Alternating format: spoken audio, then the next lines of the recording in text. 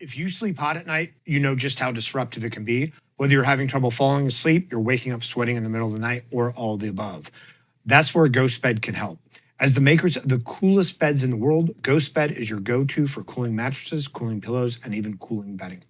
From their signature Ghost Ice fabric to patented technology that adjusts with your body temperature, every GhostBed mattress is designed with cooling in mind. So whether you want a plusher mattress that cushions your shoulders and hips, or a firmer option with exceptional support, your GhostBed will keep you cool and comfortable all night long. When you purchase a GhostBed mattress, your comfort is guaranteed. You can try out your mattress for a 101 nights risk-free and make sure it's the right fit for you. Plus, they offer free shipping and most items ship within 24 hours. If you're not sure which GhostBed is for you, check out their mattress quiz. You'll answer a few questions and get your personalized recommendation, or reach out to their friendly team of sleep experts for all the help you need. Even better, Team House listeners can get 50% off site-wide for a limited time. Just visit ghostbed.com/house and use code HOUSE at checkout. Again, that's ghostbed.com/house with code HOUSE at checkout to save a whopping 50% off site-wide. And if you're not in the market for a mattress, check out their pillows, their bedding. They have all kinds of great stuff there. So thanks to GhostBed, and check them out. Special Operations, Covert Ops, Espionage, The Team House, with your hosts, Jack Murphy and David Park. Hey everyone, welcome to episode 337 of The Team House. I'm Jack, here with Dave, and our guest on tonight's show is Thomas Shugart. Thomas served in the Navy as an officer on submarines, going all the way up to be the captain of the USS Olympia, correct? That's right. And then went on to positions at the Office of Net Assessment, essentially working in the think tank space and really focusing on the Chinese military. So we're going to talk to Thomas tonight about his career and all about his work today, too. So we're excited to have you on the show. Thank you for joining us tonight, Tom. It's a pleasure. Thanks very much, Jack and Dave. So to kick it off, tell us a little bit about like your upbringing and what sort of propelled you towards service in the Navy. So I grew up in Texas and went to the University of Texas and was working on mechanical engineering. And right around the time of the very first Gulf War, and I'm dating myself here, but right around the time of the first Gulf War, I was a bit inspired to join up somehow while I was in college. And so I went to the recruiting station and I said, hey, I'm interested in helping out. Is there a way I can be like a reserve officer or something? And the recruiter said, hey, what's your major? I said, mechanical engineering. And how are your grades? They're good. Okay, well, I've got a program for you. So the Navy's Nuclear Power Officer Candidate Program. And that's a program that still exists very much, going strong. And it's basically a way that the Navy can get enough engineers to be the nuclear trained officers on its submarines and aircraft carriers. Because they basically can't produce enough engineers out of the Naval Academy and out of ROTC. They need to pull some right out of college engineering programs and other technical majors to bring them into the Navy specifically to be nuclear trained officers. So all of our submarine officers are nuclear trained. So they have one supply officer on board, but all the other officers on the ship are what we call nuclear trained. So they all go through, they have some sort of technical background. They go through nuclear power school, nuclear prototype, about a year and a half worth of training, and are all trained on how nuclear reactors operate and are qualified to operate them as supervisors. So I got signed up for that program. It is a fantastic program. Back when I did it, so basically what you do is you sign up, and the day you sign up, and you can sign up to two years before you graduate, maybe 2.5 at this point. You get a signing bonus and you become active duty enlisted in the Navy.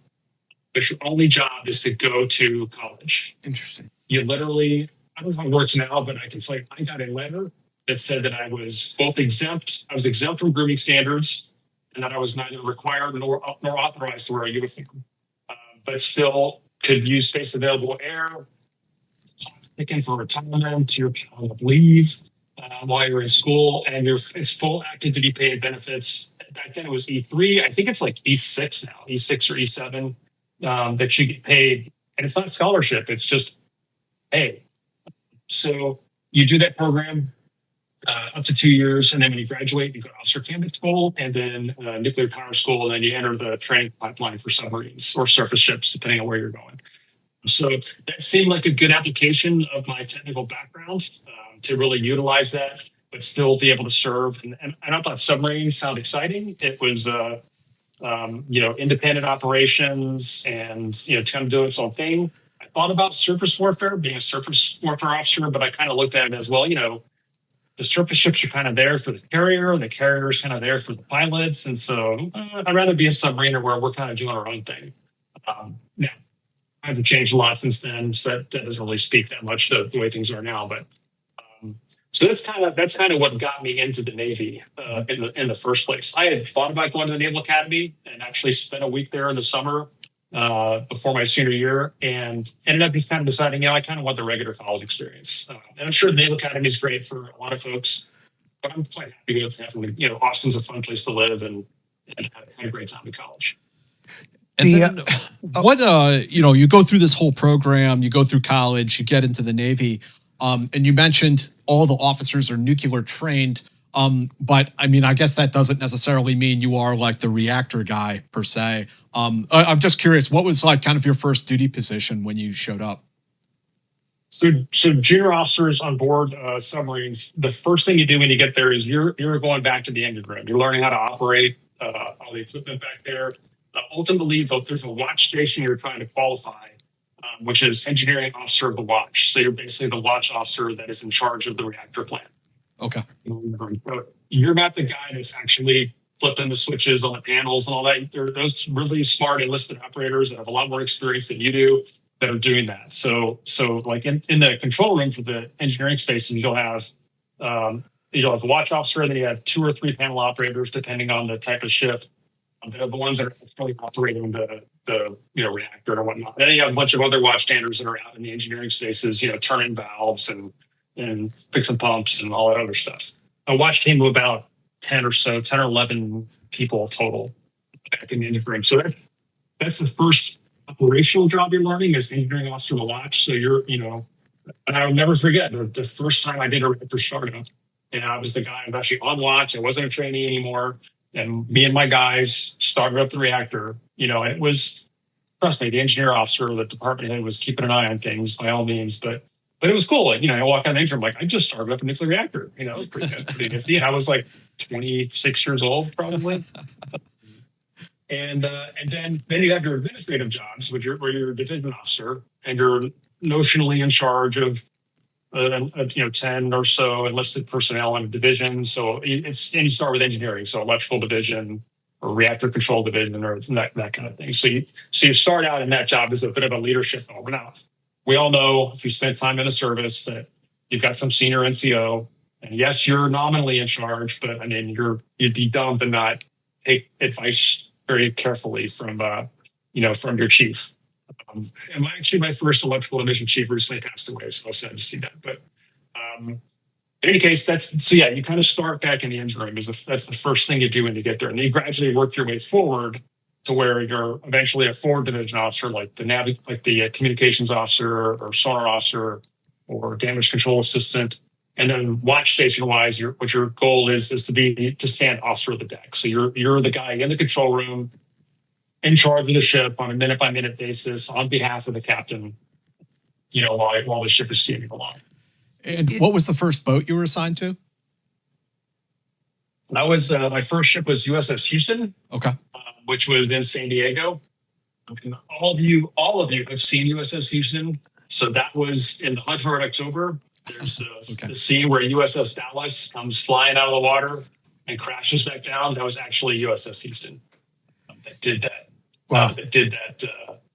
They were the star of the show for that. So that was my first ship, in San Diego, which was awesome. Is the nuke program for officers and enlisted, is it the same? Do they share classes when it comes to like the power plant stuff and things like that?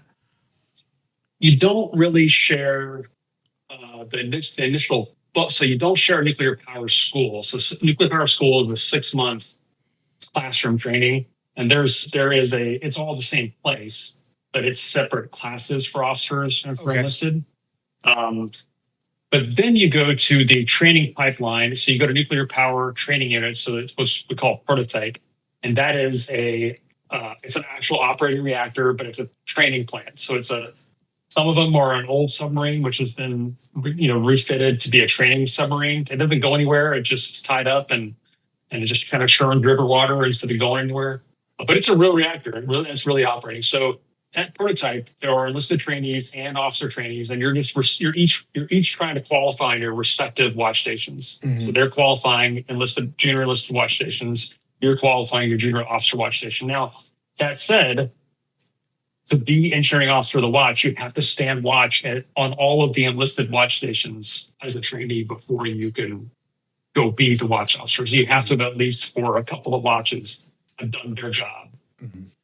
You're a trainee, it's not for real, so to speak, but you've experienced all the enlisted watch stations before you get to the point that you're supposed to be in charge of them. And what's you get to your first boat. What's it like? What is being on a submarine like? Well, I certainly remember when I showed up to my first ship. So again, I showed up to USS Houston, and here I am, my service dress blues up topside, and show up. I've got my admin folder and got my white hat on, ready to go. And they call down, and this young guy comes up topside. I won't say his name though, but he says, "Who are you?" I'm like, "Tom Shugart." "How you doing?" I'm John Doe. Welcome to hell."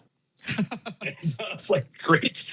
So my first ship was our commanding officer was largely kind of a terror, not very well regarded by a lot of the crew. And the ship was tough. We spent a lot of time in the dry dock, which sounds great, but it's actually kind of awful.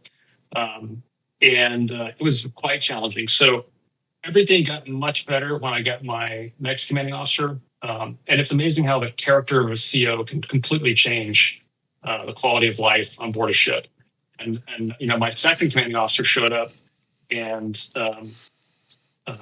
he got all the officers together and said, I got to count on all you guys. All of you know more about what it is you're doing than I do, about the whole, the bigger picture of your individual part. You know better. It was a very different feel than his predecessors. So it was quite tough. So we were relatively short on officer manning at that point, and so I was for quite a while. I was what they call 3-section duty. So one in every 3 days I was on duty, but that's on top of your work week. And duty is 24 hours, and it's not beeper duty. It is you're on the ship for 24 hours. So if you're 3-section, for example, let's say your work week starts on Monday, and you are on duty. So you show up Monday at like 6 to take the watch from the outgoing watch section, because you got to tour the ship, you got to review all the logs, you got to review all the maintenance paperwork that's happening, and you got to turn over from the outgoing watch officer. So you're there at like 6. Okay, now you're on duty for 24 hours, all the way until the next morning, until you get relieved, and then your Tuesday workday starts. And you might get maybe 4 or 5 hours of sleep, and then you're on duty all the next day. Tuesday, then you get a work day, and you go home tired, and then Wednesday is kind of a normal work day, and guess what? You're on duty again on Thursday. Mm-hmm. That's once every 3 days. Now, now you're on duty all the way through Friday morning, so you go home Friday from work dead tired because you got didn't get much sleep, and then Saturday you get to think about how you're going to have duty on Sunday. So you can't go really party on Friday night because you're tired. Saturday night you can't really tie it on because you got to be on duty the next morning. So and you just repeat that, and you basically never get a real weekend that you're totally free, because you got duty either Friday, Saturday, or Sunday, and that's when you're important. Right. That doesn't count when you're at sea. And and I'd be curious to know about that, because that's one, that's a heavy workload, but two, when you guys do get underway, if you're doing a float, you're talking about a few hundred people, I imagine, in a very confined space. And sometimes, from what I've heard, like nukes will stay underwater for 3 to 6 months at a time. Like, how do you manage that? How is all that managed with personalities, with the workload, with everything else? I think the most challenging part is is just the workload and just trying to get enough sleep. I mean, it is, depending on what the ship's doing, it can be quite busy with all the training and the drills and watch standing. You just see, so people say like, oh, don't you get bored, or do you think about being underwater? No, you're just thinking about how am I going to get in the rack soon enough? Yeah. That I can get some decent sleep and not be dead tired, or when's the next set of drills, or when do I have to get this paperwork done? When do I have to have this training plan ready? When do I have to prepare training for the guys? What are we doing? And it just goes on from there. So I will say that on only once or twice have I been on a submarine where I wasn't part of the crew. What they call a rider, where you're just somebody that's on board. And I will say that if you don't have a job and you're on a submarine, it can be a very super boring place to be. Mm-hmm. And because there's nowhere to go. There's no, on many occasions, the cruise mast, which is the one big space, will being used for training, or they're eating or whatever. And if you can't get in the wardroom, which is where the officers hang out, because again, stuff's going on there's really nowhere to go. Mm-hmm. There's nothing to do. So I will say that it was actually, while I was longed to be a writer when I was a part of a ship's company, being one, it was like, okay, wow, there's really not much to do here if you're not working your ass off. So. Yo, what's up, guys? Today's episode is sponsored by Lucy Nicotine. It's 100% pure nicotine, always tobacco-free. Lucy breakers are nicotine pouches with an extra little surprise. Each pouch holds a capsule that can't be broken and open to release extra flavor and hydration. Set yourself up with a subscription and have Lucy delivered straight to your door.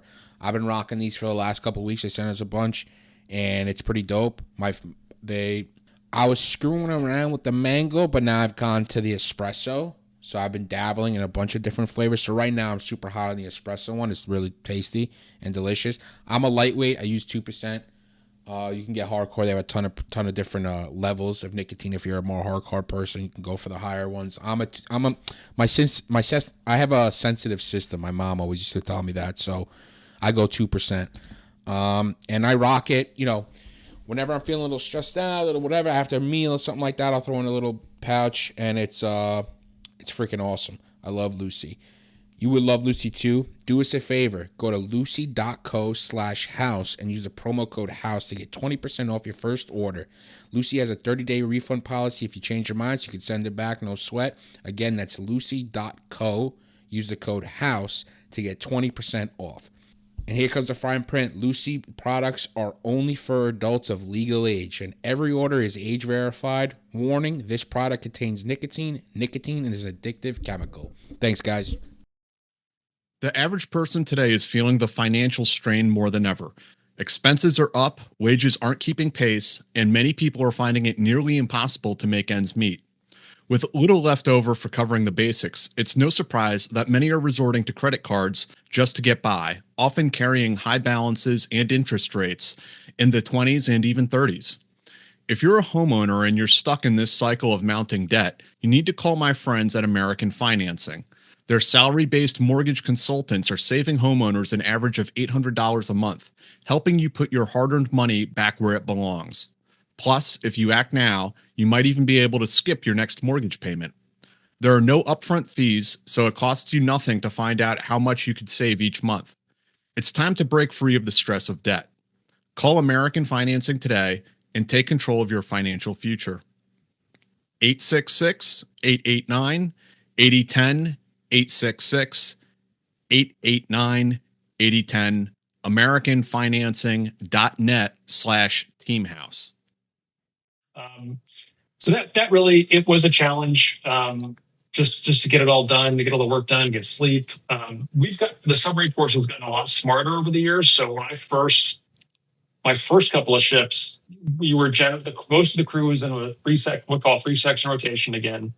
But it was 6-hour watches. So you're 6 on, 12 off.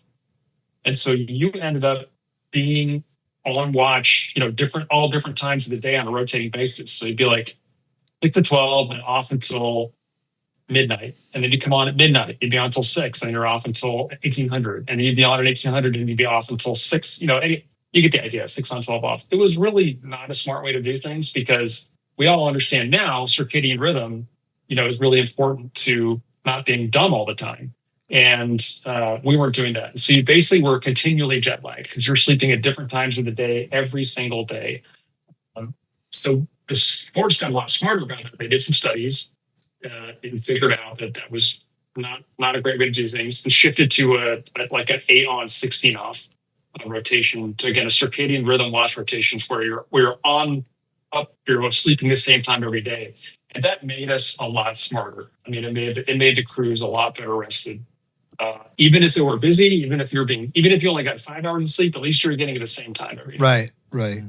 And is it true that, because I've heard all kinds of like horror stories about nuke subs in particular, in the sense of did the enlisted have to hot rack generally, or was there generally enough space for all of them? Well, so it depends on the kind of ship you're on. Okay. So our attack submarines, the smaller, multi-purpose, they can sink surface ships, they can sink submarines, they can launch Tomahawk cruise missiles, they can do intelligence collection. There's a multi-purpose kind of boats. They generally will have some portion of the crew hot racking. Usually it's your pretty junior guys. It's E2s, E3s, maybe, and some E4s. Maybe a few E5s, but not usually. And oftentimes your torpedo room will have some space for guys that sleep in. They'll have racks where they would have weapons, and it frees up some extra space. But when you go on deployment, there's a lot of guys hot racking because usually the torpedo room's full when you're on deployment because you're over there for a reason, and you sometimes will have extra riders on board, extra folks that are there to help you with stuff you're doing on deployment. And in that case, sometimes E6s are hot racking. Yeah. Now, officers don't ever hot rack. That's just the way it is. Right. We don't. Now, that doesn't mean that their officers are necessarily in a stateroom. For example, on like a Los Angeles class, there's what's called 9-man berthing, which is a nine-person bunk room. Because usually the overflow junior officers are in there. And you work your way up to a stateroom over time.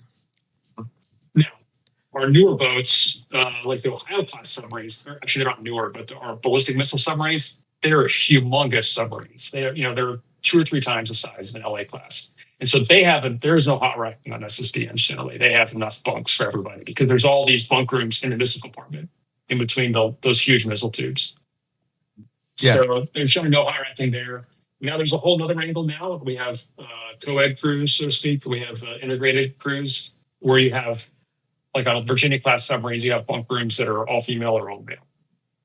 As opposed to all the submarines I was on, none of them were built to have women on board, so they were never integrated while I was on board. Right. Interesting. And I'd like to, ask a little bit more about, you were saying that there's a big difference on the culture of your first submarine where the captain was a bit of a terror, and then the second was kind of a very different leadership style. I was wondering if you could expand on that, like, because you mentioned how big an impact that has on the entire life on the ship.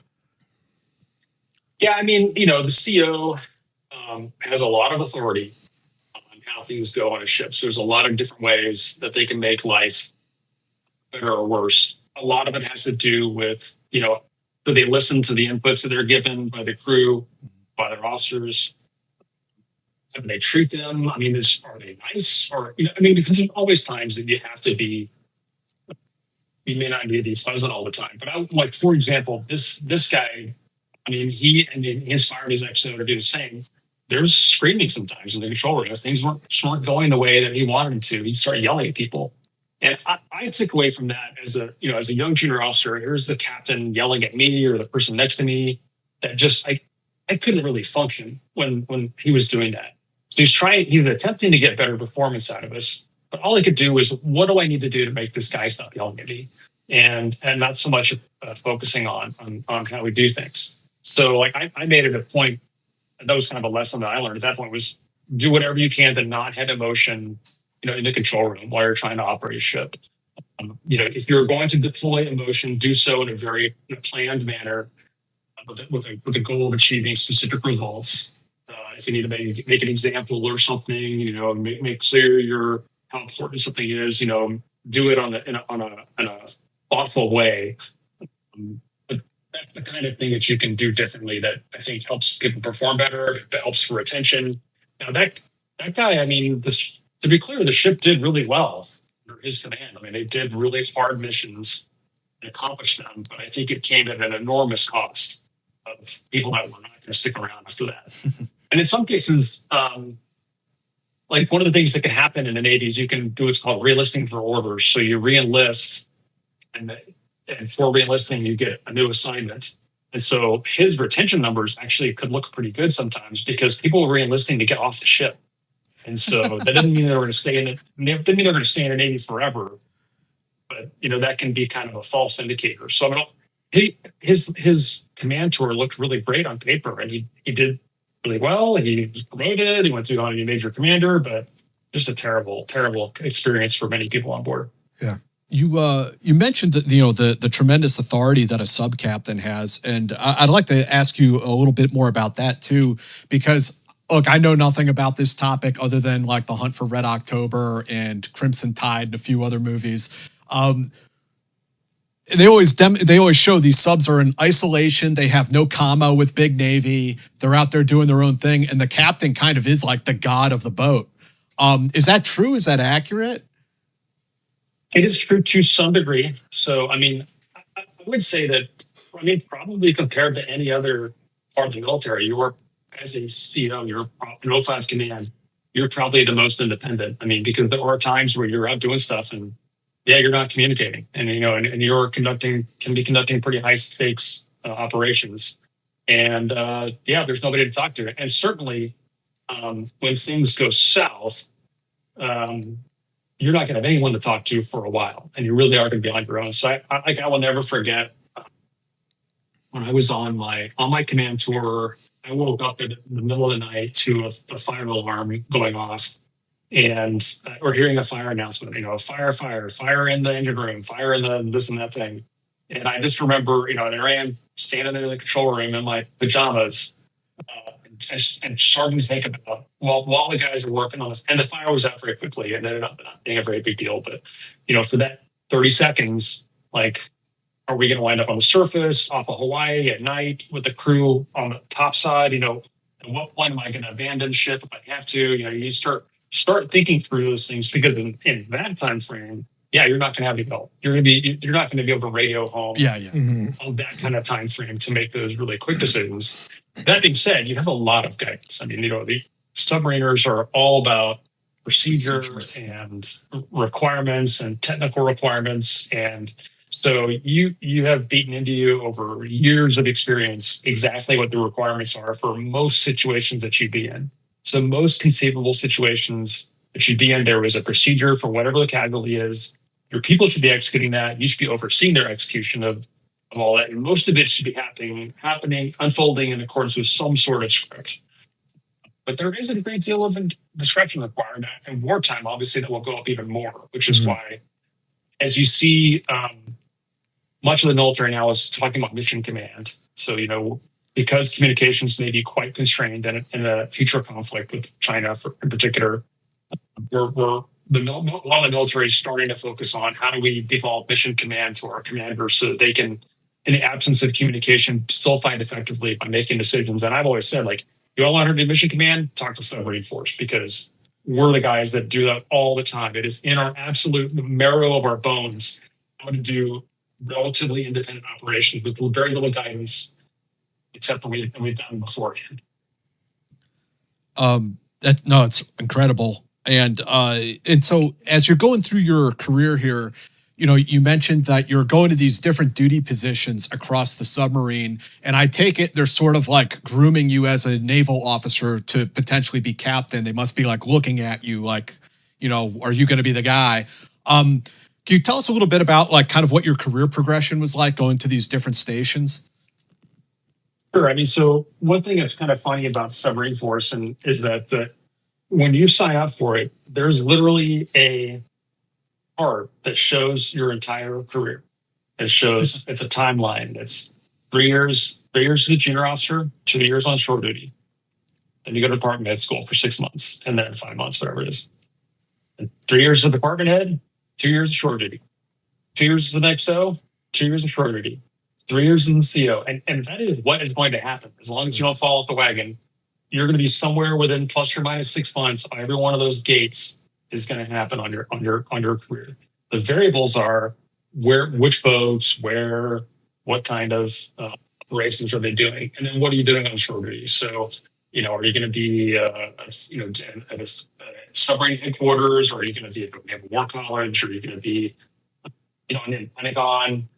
So that's kind of the flavor, and it starts with the division officer tour that I mentioned, and then again you go to shore duty for a couple of years. I went to Italy. I was on the Sixth Fleet staff in Naples as the submarine special operations officer. Fantastic job. Got to travel all over Europe. Can't talk about the boats we're doing that I was involved with, but it was good stuff. And then back as a department head. In this case, I was on an SSBN, a ballistic missile submarine, and I was the engineer and then split tour. And I was the navigator. Started as the navigator and ended up as the ship's engineer for most of my tour. And that was in Bangor, Washington, on the West Coast. And then after that, post department head. I'm sorry. I totally missed the tour. So junior officer, and then I went to San Francisco. I was a recruiter. I was recruiting college students to be a nuke officer like I was. And then department head and Bangor, Washington, and then Italy, post department head. Then I went to go be XO on USS Topeka in San Diego, back to San Diego for another tour, which was awesome. San Diego is incredible. And then after that, I went to the Naval War College in Newport, Rhode Island. Fantastic experience. Got into wargaming there. That was a big thing later. So I was part of something that's called the Halsey Alpha Group, which is the wargaming group at the War College. They are a China wargaming group. We can now say that. And that was a fantastic experience. And then from there, I went to the Joint Staff, where I was the nuclear strike branch chief, which is a fun job. We answer the phone, nuclear strike. And so we were the guys that basically did nuclear command and control. So we inspected all the nuclear command centers around the world to make sure that they were able to execute nuclear command and control in accordance with the chairman's directives. And then also we inspected them. And we also wrote the Black Book. So we helped to write the Black Book. So the book that goes in the football. So the president's suitcase, known as the Black Book, the Nuclear Decision Handbook. So we took part in that. We maintained that book, edited it. Wow. And that was a really cool job. So yeah, no pressure, man. Yeah, it's funny. It's an important book. Yeah. Definitely. It's a humbling experience. So, and I also trained the military aides, the guys that carry the football with the president. So I would train them on nuclear command and control stuff. So really fantastic job.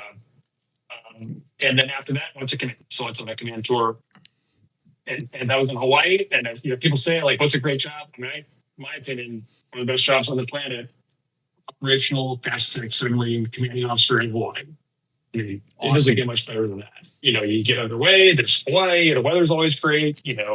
There's a lot of places where it's not very pleasant to stand on top of a submarine as the captain does coming in and out of port, but Hawaii is not one of them. It was awesome. So that was kind of up through the command tour. And so I've been told that being a submarine captain is maybe the most complex job in the military. I mean, would you agree with that? And could you tell us why or why not? I mean, probably, maybe. I mean, it's certainly some of the most, objectively, I would say that it's some of the most training. I mean, you have, before you can get to the jobs. So first of all, you have to have been selected over the years. You got to keep getting selected. Well, getting selected for department heads is pretty easy. XO is a pretty steep cut to go from 3 department heads to 1 XO. And then XO to CO is another cut. And what's funny about it is that unlike a lot of other services, like as long as you haven't fallen off the wagon, the selection boards are what eventually will decide your rank. And like the promotion boards are kind of automatic. Like if you get selected to go to CO, you're going. And then if you don't get fired during your CO tour, you're going to make 06. Mm-hmm. As they say, if there's a band at the change of command, you're going to make 06. Ditto rewinding your XO tour. If you successfully complete your XO tour, you will make 05. I mean, it's kind of automatic. So it's these selection boards you have along the way. But on the way to that CO tour, the training pipeline is about 9 or 10 months between your last shore duty job and when you take command.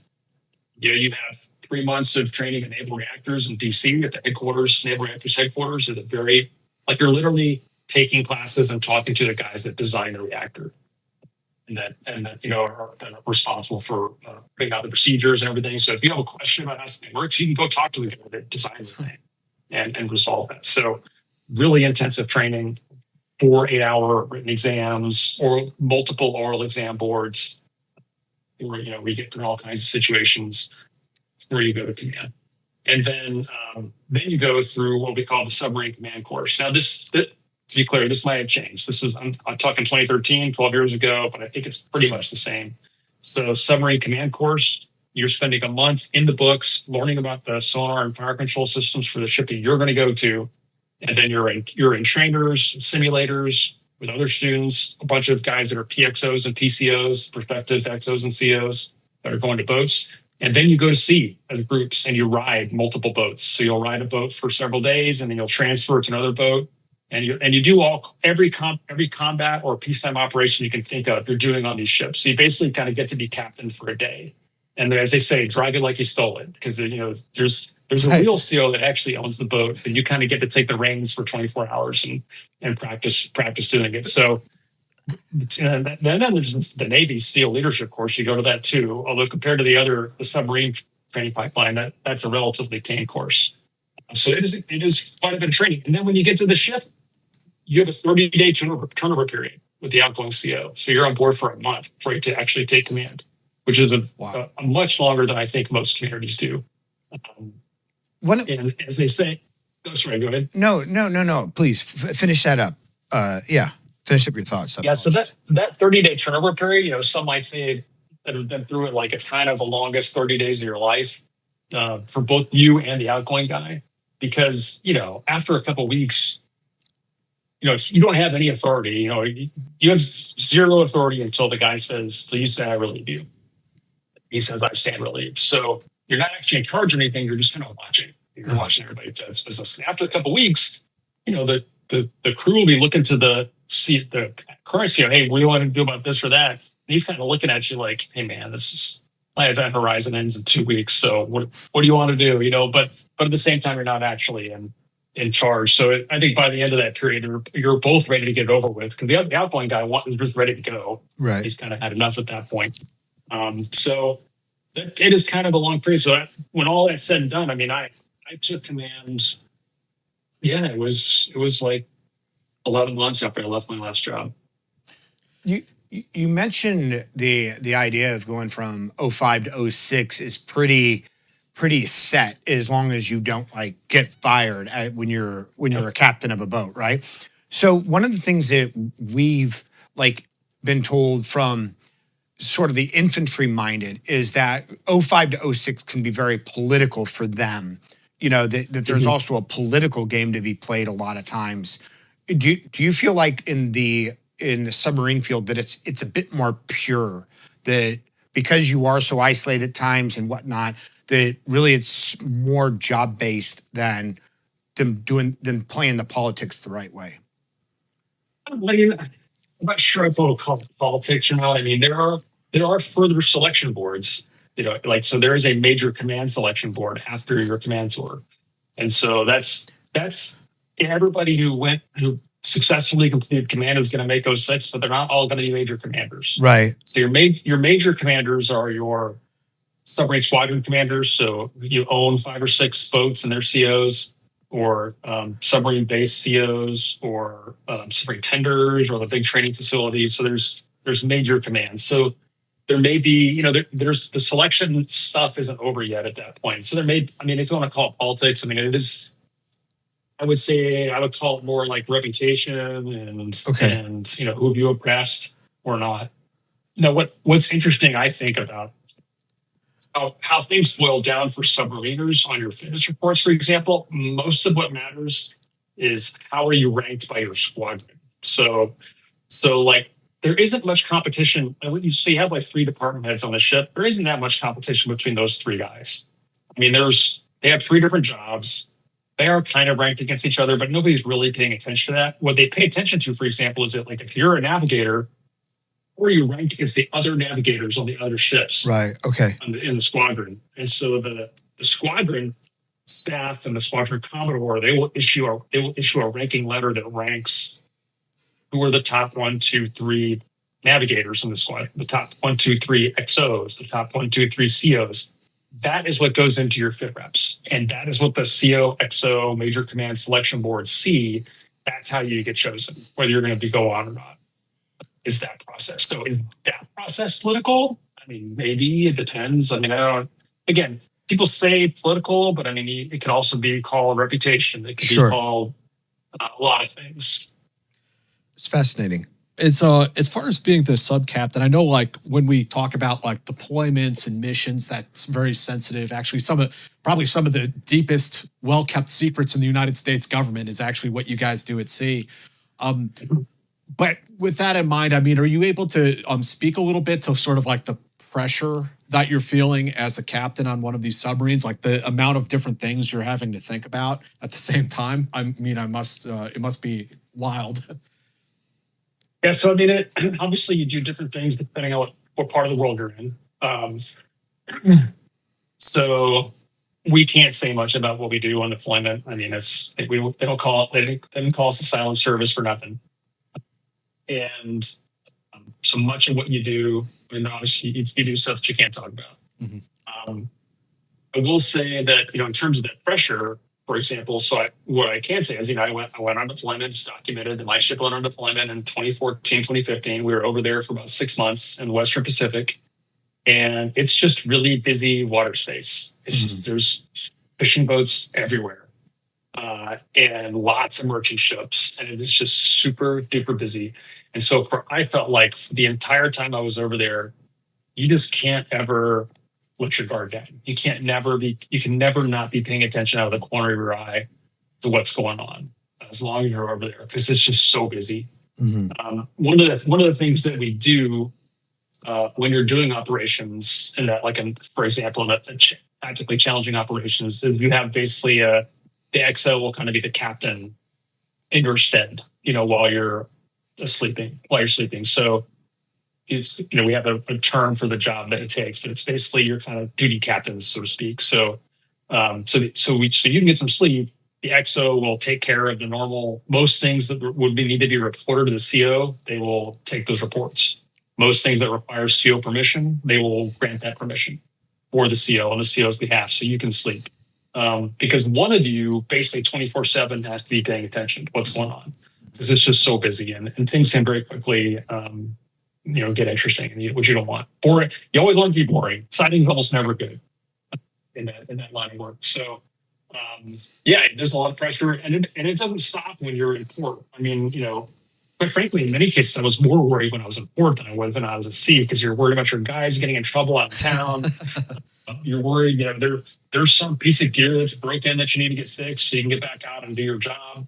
And are the parts here? How's the repair going? And even when you're in port, you never really get to really let your guard down. So I would tell you that, when we threw the lines over back in Pearl Harbor, we came back from deployment, it was just such a relief to be back. To where, my own home port, and certainly I can tell you, it started before that.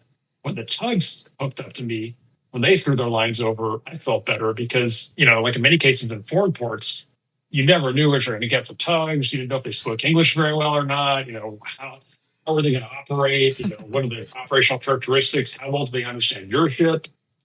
And then I pull back into Pearl Harbor, and there's the glorious Sea Tractor. It is this SMF drive, multi-drive, like super powerful U.S. English-speaking pilot that knows Pearl Harbor like the back of his hand. He knows my ship well, and it's like, okay, I'm safe. We're all set. So that was a very, very nice feeling. And another one that I know this gets into some sensitivities too, but are you able to speak at all about the Russian or Chinese submarines and what their capabilities are, what the threat level is for like you guys as American submariners?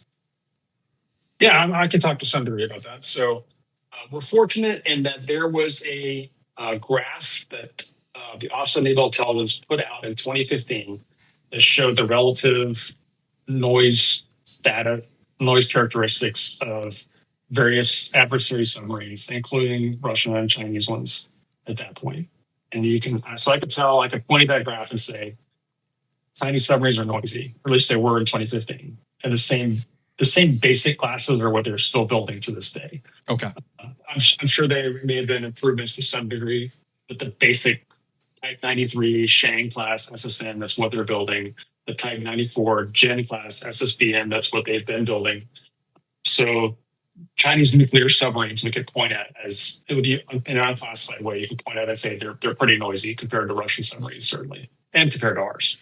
Can you say why theirs are particularly noisy? Is it something with the propulsion technology that they just haven't developed? Well, I can tell you that open source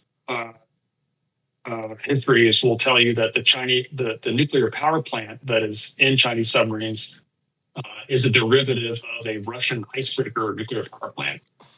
Okay. Which, those were not built for sound silencing, right? I mean, this is an icebreaker power plant. So you can imagine that for reasons probably associated with that, the power plant's just, it's loud. It's loud. I mean, it just makes a lot of noise for that reason. Now, they are, we keep hearing every year that they're about to build an entirely new class in China. And so that next class could be radically different and could be much quieter than the old ones were, which could make life much more difficult. Now, China's diesel submarines, some of them can be quite quiet because they don't have that big of a power plant. They have a battery. In some cases, they're independent propulsion, so they can be very, as is known to be true for diesel submarines worldwide, they can be very quiet for that reason. How do you see?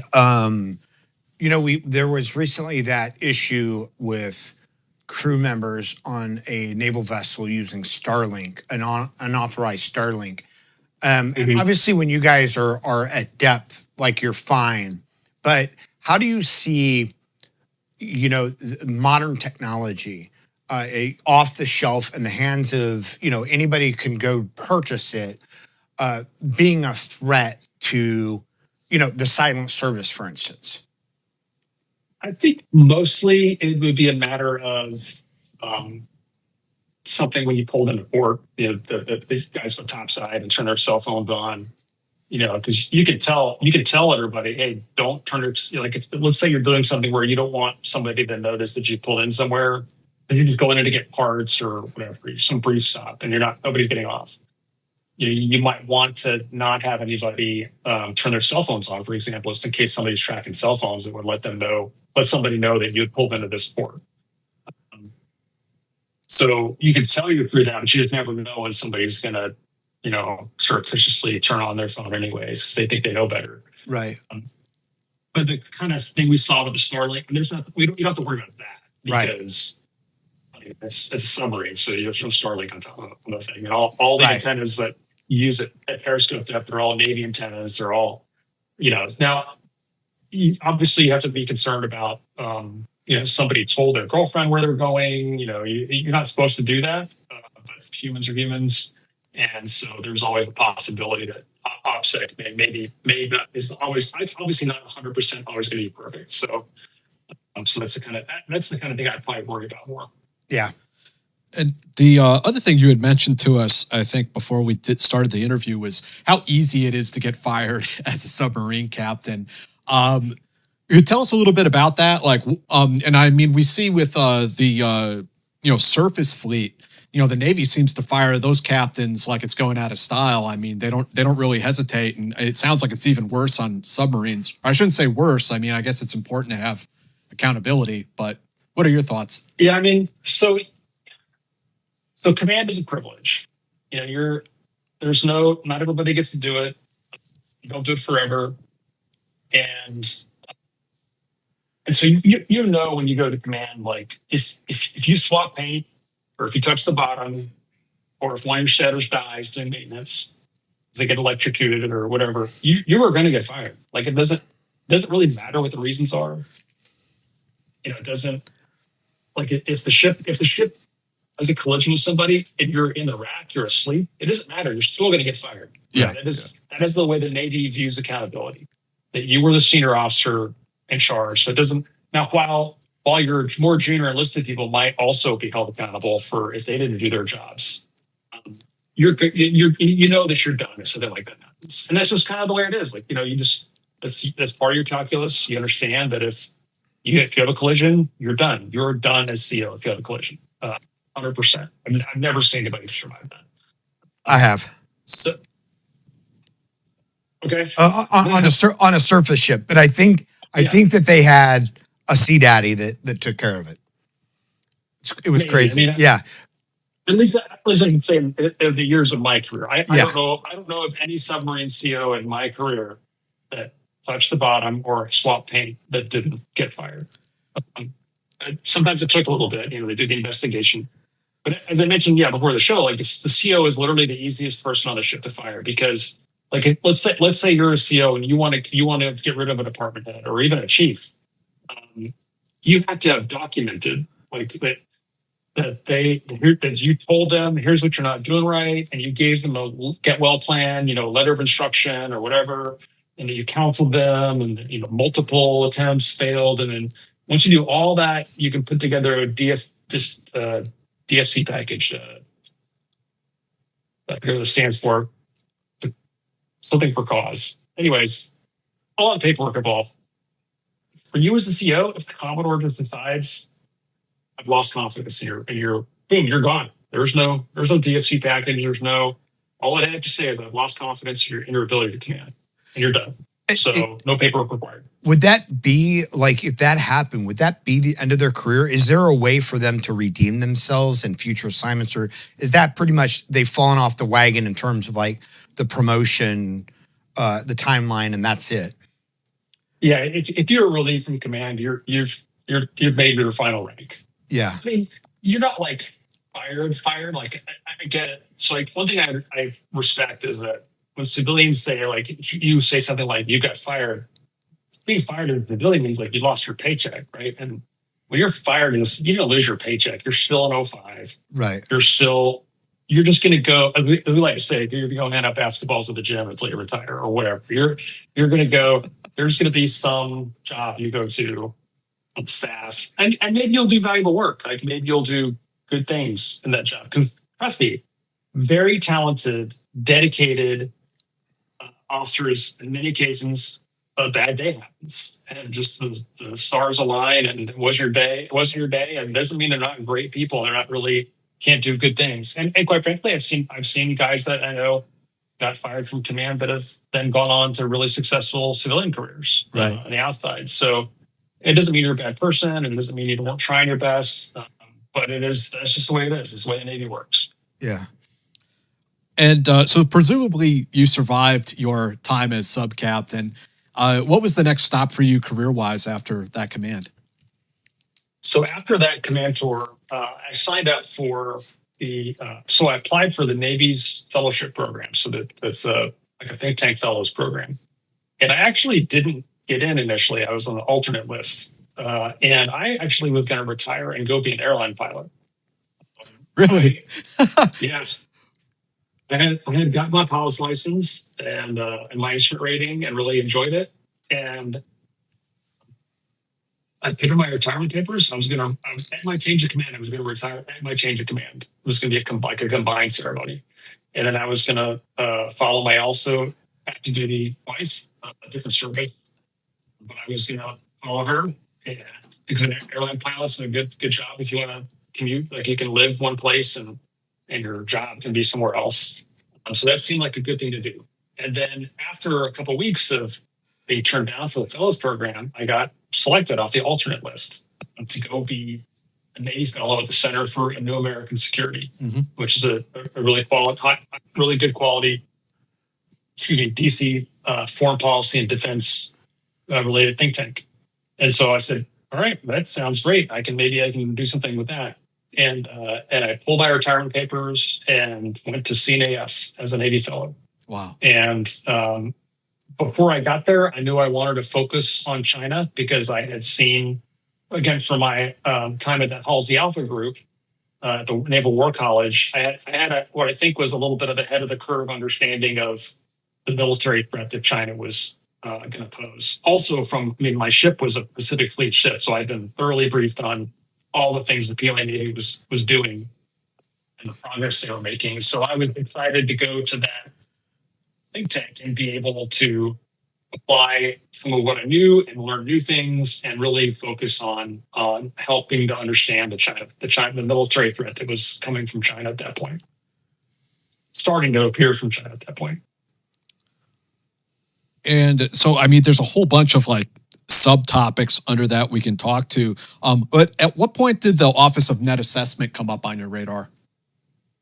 So that was a couple of years later. So I did my thing at CNAS for a year, and I wrote some reports there. I first wrote a report about the South China Sea islands, the big artificial islands they were building. So that one was at that point the party line was that those were not militarily significant facilities, at least with respect to the United States. So they're just an airstrip and a reef. And I'll never forget when I was there, I started looking at Google Earth and looking at those things. And because I thought too, like, come on, it's just a reef with an airstrip on it. I wonder what's up with these things. And at that time, CSIS, the Center for Strategic and International Studies, have been doing some great stuff with imagery, and it showed what they were building on these islands. And you could see these huge towers on each corner of the island with multiple like places that look like turrets would go on them. And so I'm starting to think maybe these things are a big deal. And then I measured one of them. Might have been Mischief Reef. And I measured the lagoon. It was like 3 or 4 miles across.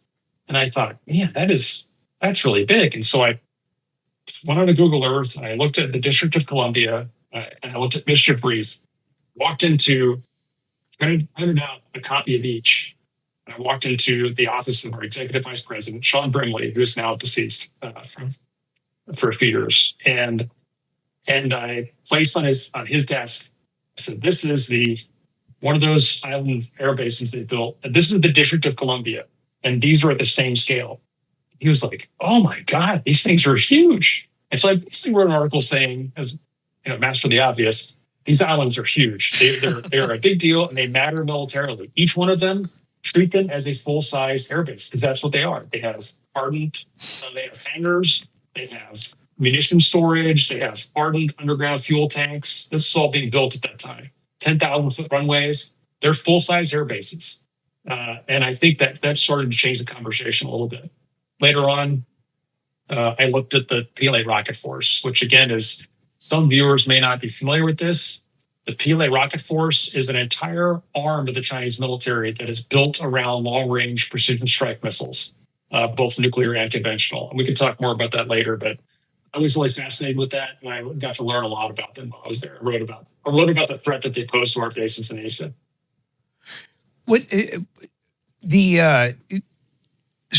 During World War II, like our war in the Pacific moving across to Japan, it seemed like it was for a lot of atolls, a lot of inconsequential islands. Is that at all reflective on like these artificial islands that China's building? I know it's in some ways it's kind of similar. In some ways it's pretty different. I mean, okay. They're definitely they are mostly for peacetime. I mean, so let's say you've got lots of viewers will have seen on the news these giant Chinese Coast Guard ships, water cannoning these Philippine boats, and the islands of those Coast Guard ships. They're all operating out of those island bases. Not all of them, a lot of them. That's one of the places they operate from. All these Chinese maritime militia fishing boats. They're not actually fishing, obviously. They're based out of those island bases. So they are crucial in peacetime. They are a crucial facility that supports long-term operation in those contested waters. Whereas we just the U.S. will kind of make these episodic trips down there, like show the flag, do fun ops, through navigation operations, whatever. But then we leave, right? And so then the locals are kind of on their own again, where the Chinese are there all the time and are able to do that because of those bases. In wartime, those bases would help the Chinese to protect the South China Sea approaches to their major ports, Shanghai, Hong Kong. Those control the approaches to those ports, which really matters in their ability to maintain their supplies of oil and natural resources and all that open. So it's a little more of a static thing. In wartime, can we roll them up and move across that part of the world? I mean, maybe. It's going to be a very different challenge than the Japanese were. What we have to remember with Japan was even the Japanese knew that when they launched the attack on Pearl Harbor, that we had this absolute tsunami of naval shipbuilding that had already started in 1938, 1940, a huge shipbuilding program. And those ships of ours were going to come online 1942, 43, 44.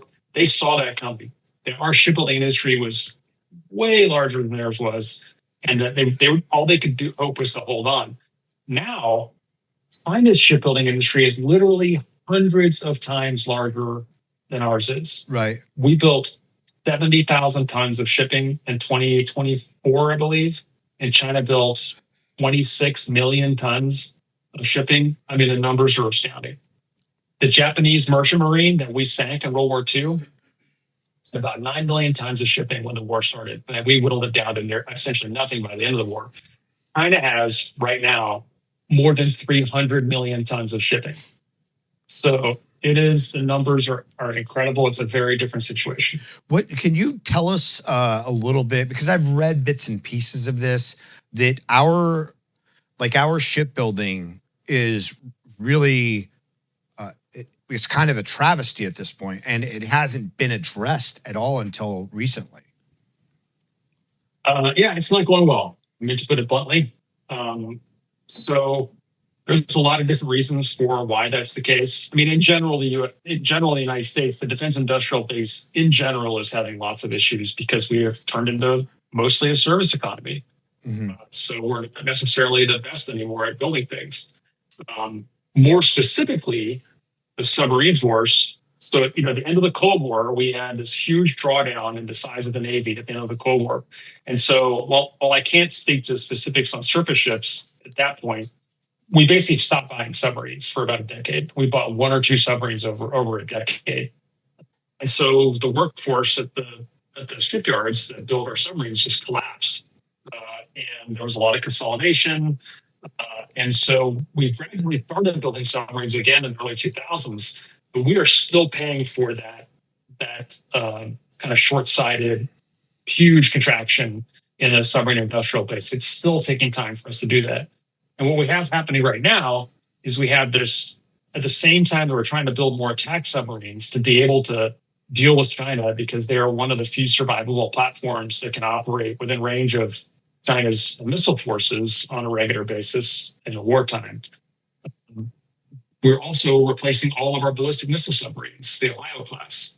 So they're being replaced with the Columbia class, the new ballistic missile submarine. That is the nation's number one highest priority building program. So it crowds out the attack submarines for that reason, because it has to be the priority. Because if you don't have nuclear deterrence, at the other side, if you don't have a nuclear deterrent you can rely on, then you're out of Schlitz at that point. So that's and the submarines are the survivable part of our nuclear triad. They're the part that 24/7, 365, there's multiple submarines out at sea, armed with nuclear weapons that will never be taken by surprise, that have plenty of time to shoot back, and our adversaries know that. So there's this huge coming together of all of that together. So trying to build more attack submarines, both for us and also now for our Australian allies under the AUKUS program, in combination with the recapitalization and replacement of our Ohio-class submarines. Now, to be clear, the SSBN program is not an expansion. There are sometimes anti-nuclear folks that will say, "Oh, we're expanding the nuclear triad." No, we're not.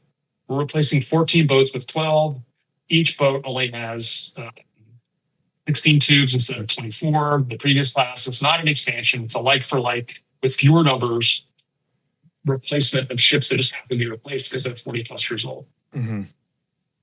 And do we have the manufacturing ability to do this? Are we outsourcing a lot of this? What is our government like? What's our capability and our plan?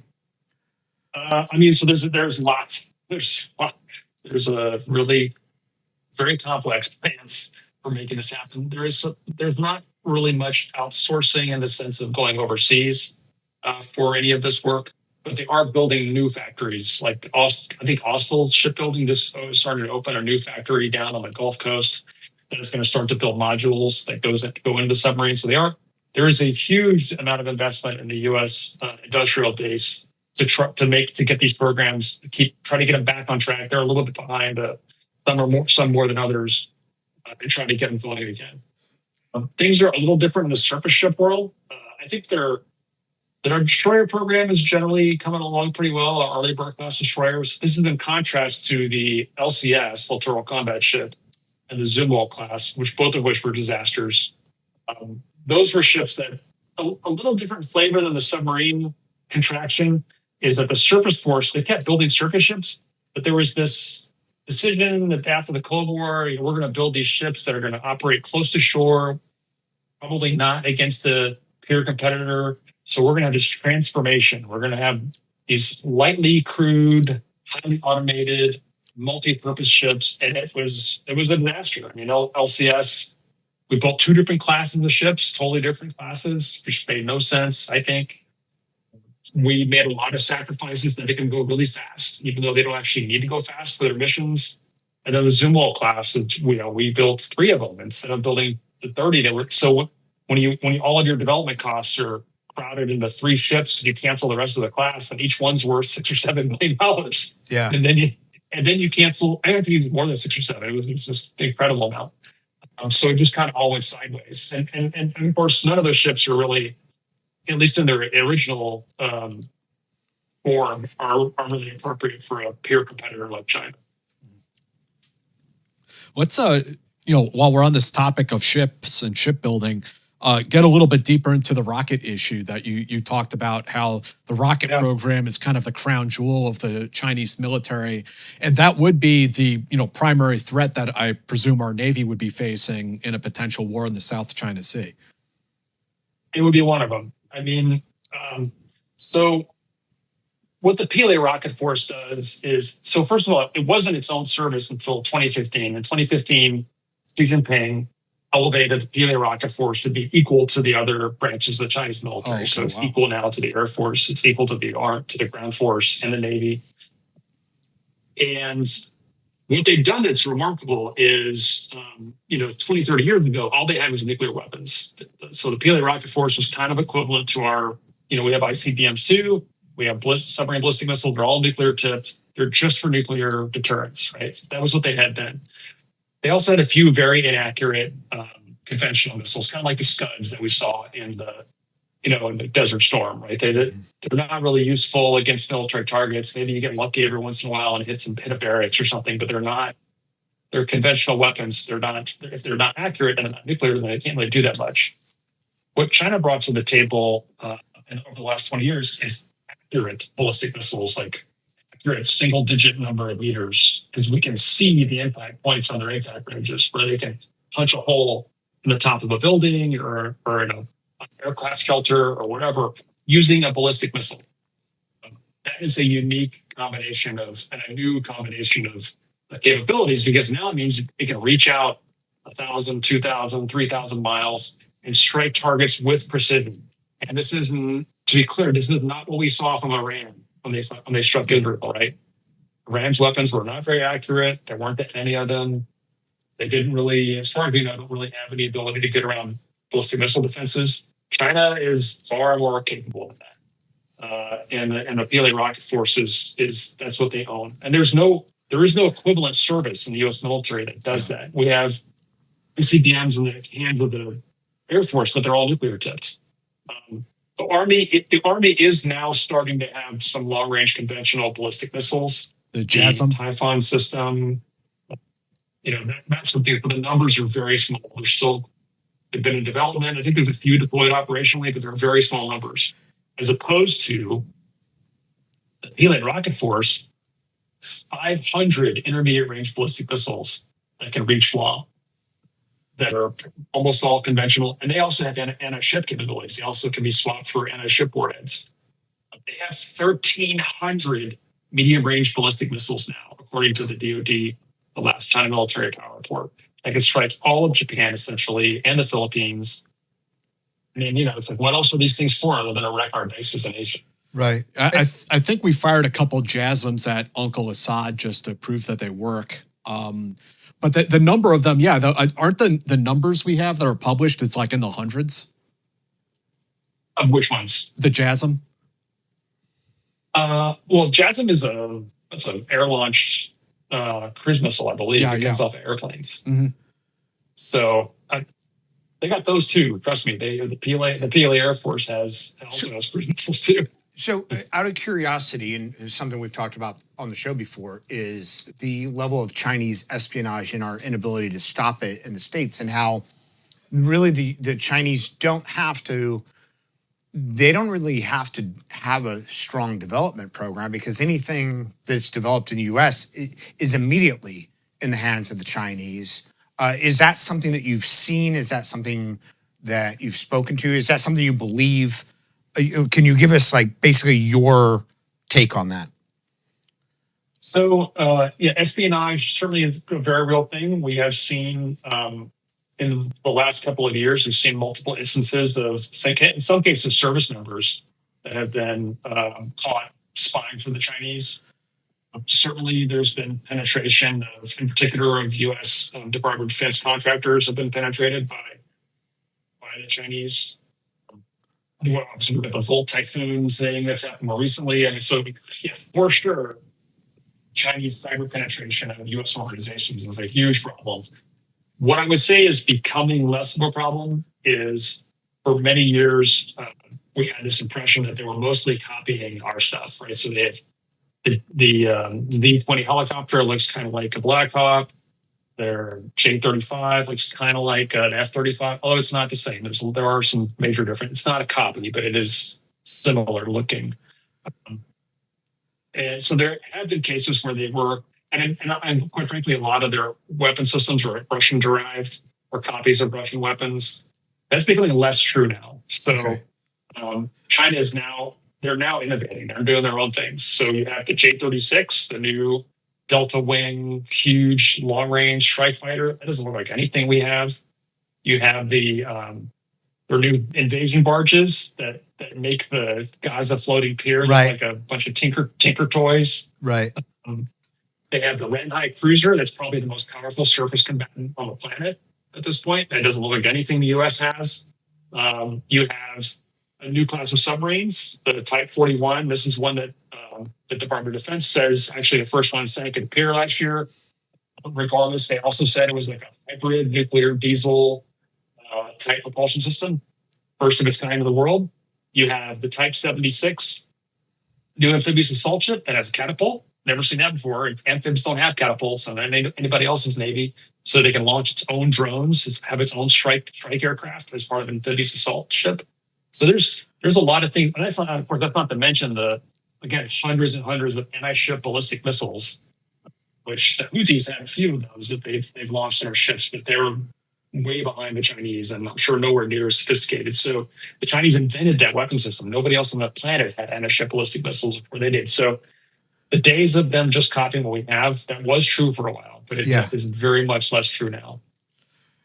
And how do you think the U.S. Can keep up or match? Because we used to be known for our innovation, right? Like we used to be on the cutting edge of military tech. Are we still? Have we fallen behind? Like, what's your sort of assessment of that?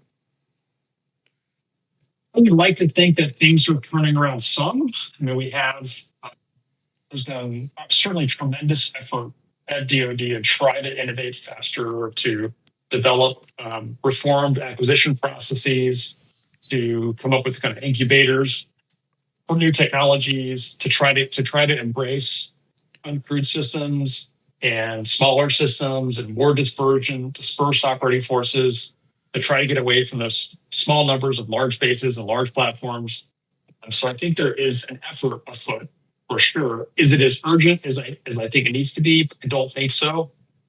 I think it's hard to get away from a lot of entrenched, to some degree, entrenched officer communities that are used to doing things one way, as well as congressional interest groups and defense primes. that are invested in things being the way they are. So I do worry that some cathartic event will have to happen to really break loose of the old ways of doing business. But we certainly can innovate. I mean, there are incredible things we're doing, I'm sure, with AI and machine learning. And so there are good things we're doing for sure, but I mean, yeah, it's not all a good news story. That's for sure too. One of the topics that you mentioned that I'd like to make sure we hit up is that you had written an article where you found an impact range that's modeled off of an American naval facility. Can you tell us sort of what that was and what it means strategically, like what the conclusion was from this? So yeah, this was during my time at CNAS the first time. And to be fair, I'm back at CNAS after I retired. I'm now adjunct senior fellow at CNAS, so I have affiliation with them to this day that I reestablished after I retired from the Navy. But so what I found there was I was looking at Google Earth, and I knew I was interested in the PLA rocket force and seeing what they were doing. And I found on the internet the coordinates to one of their impact ranges in Western China. This is where they test the missiles on targets. Like they shoot them from Eastern China, they go all the way over China, and they impact in the desert in Western China. And so I found the coordinates for one of these impact ranges, and I'm looking at it, and I'm seeing some shapes and a fake a mock runway and an airfield, and you could see hardened aircraft shelters, and so you can see them testing against various targets that people had seen before, and that were kind of thing you would expect that they were working on. But then I saw this shape. It was like a long shape, and multiples of them. And I'm looking at it, and I'm like, is that a ship? Is it like a destroyer? And so I measured this thing, and it's about 520 feet long, something like that. I wonder how big a U.S. Arleigh Burke class destroyer is. It was basically the same size. Like, oh, this is a ship. These are ship-shaped targets they're shooting at. Presumably for like warhead, I would guess it was for warhead terminal seekers, like electro-optical seekers or some kind of image recognition thing. Okay, but it could be somebody else's destroyer too, right? Other countries have destroyers that size. Also noticed this black line that was going around these shapes, kind of a black outline. And I thought something in the back of my head, I thought, it kind of reminds me of the Inner Harbor in Yokosuka, Japan. That's the headquarters of the 7th Fleet. It's where a carrier is based out of. And so I looked on Google Earth, and I found Yokosuka. And I looked at this impact range, and they were a mirror image. That the black line on the chart, on the ground in Western China was a mirror image of the Inner Harbor at Yokosuka. And you can, that article, so I wrote an article about that. It got a lot of attention. Because if you think about it, they're practicing on multiple ships in a port. Well, how do you catch multiple ships in a port? You strike by surprise, right? That's how you do that. Otherwise, they're going to be at sea if they have warning that an attack's coming. So here they are essentially practicing what looks like surprise attacks against specifically a U.S. base. So that got a fair bit of attention. Now, and a couple of years after that, I also found at the same impact range, a mock-up of an E-3 AWACS aircraft. So it is a spitting image of an E-3 AWACS. Unmistakably, that airframe. We're the only country in the Western Pacific that operates those. So that was clearly about us. And then later, a year or two later, I had a Japanese reporter reach out and say, hey, I found this airplane target. Can you tell me, at a different impact range, but the same idea, can you tell me if you recognize it? And so I look at this, and again, it's an AWACS airplane, with a big radome on top, big round radome. This one only has 2 engines, which I thought, that's weird. And our AWACS have 3. And I look at it, and sure enough, there's only one airborne early warning aircraft on the planet that has those, and that's the Japanese. It's the E-767. It's only operated by the Japanese. This kid was like a finance reporter for Nikkei Asia, and he just was interested in this stuff. And I said, oh, my friend, you got a story in your hands. Here the Chinese are testing against a specifically Japanese target at their impact ranges. Wow. So you can see some interesting things checking those out. Mm-hmm. I know that your specialty is sort of the military side of it. So I don't want to, kind of put you on the spot talking about economics or anything like that. But like some of the arguments we've heard against China utilizing some sort of first strike or actually wanting to engage in near peer warfare is their economic investment and reliance on the United States, things like that. To the best of your ability or however you're comfortable, can you speak to what might be right, wrong about that, or what you're seeing in sort of China's movement towards a more military style approach to the United States? Well, so I would say that, I mean, I agree that I think if China could get what it wanted without fighting a war with the United States, it would want to do so, for sure. I mean, I agree that ideally would be what they would want to do to accomplish their goals, reunification with Taiwan. Or not that Taiwan has ever been part of the People's Republic of China, mind you, they won't say that. But whether it's seizing Taiwan or whatever, they would prefer to do that without fighting the United States. I think that one of the things they may hope by building up this really potent and the goal to being intimidating force is that I think they would probably hope that the U.S. would choose not to get involved, that we would decide the costs were too high. But I wouldn't take too much comfort from the idea that there could be an economic cost for them for a couple of reasons. One is that Xi Jinping, as a leader, has made crystal clear that he's willing to take economic hits for China on China's behalf for the security interests of the CCP, of the Chinese Communist Party. We have seen him cut down Chinese billionaires to size. He refuses to. They're apparently willing to just watch TikTok and go just disappear rather than sell it. There's a number of different signals that we can see from them that he's a Marxist. He really is. Like, he's a believer. And if you give him the choice of, well, I can reunify with Taiwan, and actually, if it works, and maybe I take a 10% economic hit that I could gain back in a few years, he's going to take that hit. He doesn't care if it costs trillions of dollars. He doesn't look at things, I think, the same way as democratic leaders do. You have to remember also, he's an authoritarian leader. He doesn't have to pay attention to what his people want to some degree. Likewise, we've seen this before. There were people in 1914 who wrote quite confidently that there was no possibility that the English and the Germans would go to war because the markets are too intertwined, right? Everybody would lose too much money. And what happened anyways? I mean, so the Kaiser, again, an authoritarian leader with a rising militaristic power, makes a decision to get involved in a war that's going to cost his people. But I mean, he decided to do it anyway. So I do agree that there are lots of good reasons for them not to embark on military aggression, but they're putting pretty tremendous resources into building the capabilities, the kind of capabilities you would build to be able to do it. Mm-hmm. And then, we talked a little bit before the show about the Belt and Road project and things like that. Can you speak to that and how that aids their economic military expansion? Yeah, so the thing you have to remember about China is that one of the key underpinnings for China's growth in military capabilities is what they call military civil fusion, so MCF. So this is their idea that they're going to leverage their civilian, industrial, and scientific and infrastructure investments to also support military purposes, and Belt and Road's part of that. So people will say, for example, oh, look, the U.S. has 800 bases around the world, which, by the way, that number is complete nonsense. So if you just go on Twitter, look for me and bases, you'll see that number. The guy who did the study counted, so for example, there was a dog cemetery that was counted as a base.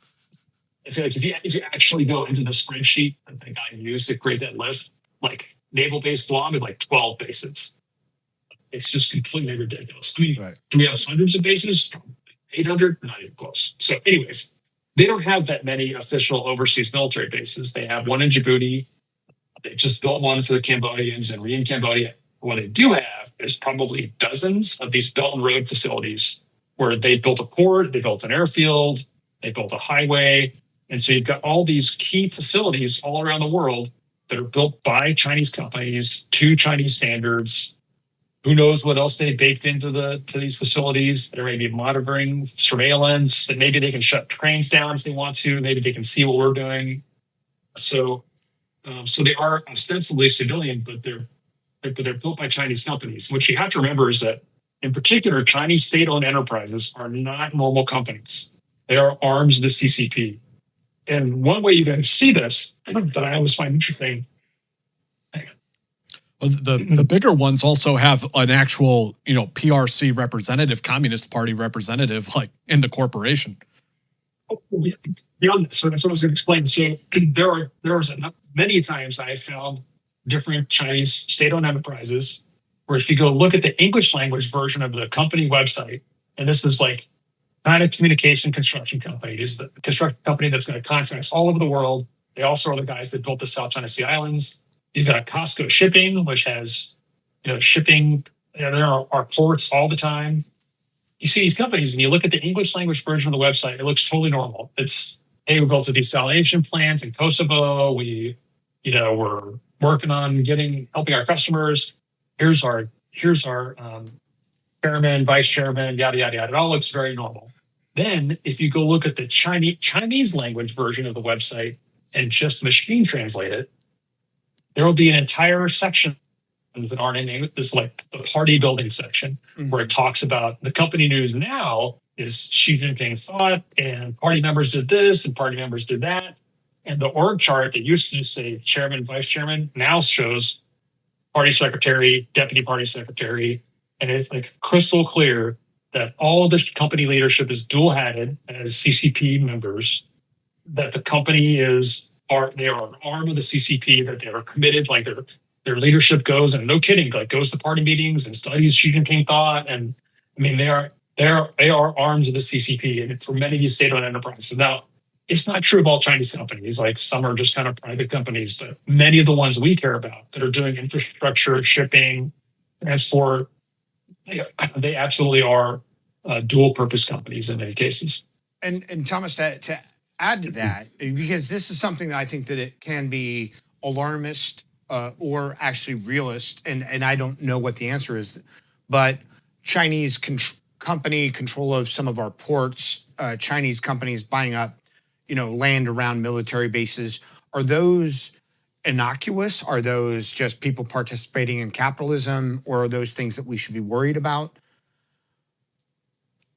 I'd say a little both. I mean, I would never say like that every Chinese investment in the United States is some threatening thing. It's not. I mean, let's face it. I mean, we run a huge trade deficit with them. They have a lot of dollars in their hands, more than the flows the other way. So those dollars have to come back, and so they use them to buy things over here, whether it's treasury bills or property or whatever. And I'm sure in many cases it may be innocent. But I think there's certainly been plenty of cases where it doesn't seem like it's that innocent. Like, why did this happen to buy property in these locations? Right. It can get quite fishy. As for the ports, I mean, I do think that there is a strategic plan on the part of China to dominate the port sector, to dominate shipbuilding. It's good for them economically, but I think it helps them in the long run on very much we're going to run the world someday. I mean, people should understand, like, China is, by every measure but one, they are the premier maritime power in the history of humanity. They are by far the largest shipbuilders. They have the largest merchant marine. They have by far the world's largest fishing fleet, by far the world's largest coast guard now. They now have a Navy that has the most ships in the world. It has more ships than the U.S. Navy. There's only one measure, and that is sheer naval tonnage. And that's because the average U.S. Navy ship is bigger than the average Chinese Navy ship. But they are catching up there. So I've done the math. And over the last decade, on a tonnage basis, China has also outbuilt the U.S. Navy by about 50%. So they're catching up there. So they're the world's largest trading nation. They have the most ships. We should expect they'd have own most of the ports too. It's all connected. Mm-hmm. One of the things that you mentioned before we started the interview is that, kind of the topic, or a topic you're focused on is, the things we've been talking about, but leading into how do we avoid going to war with China?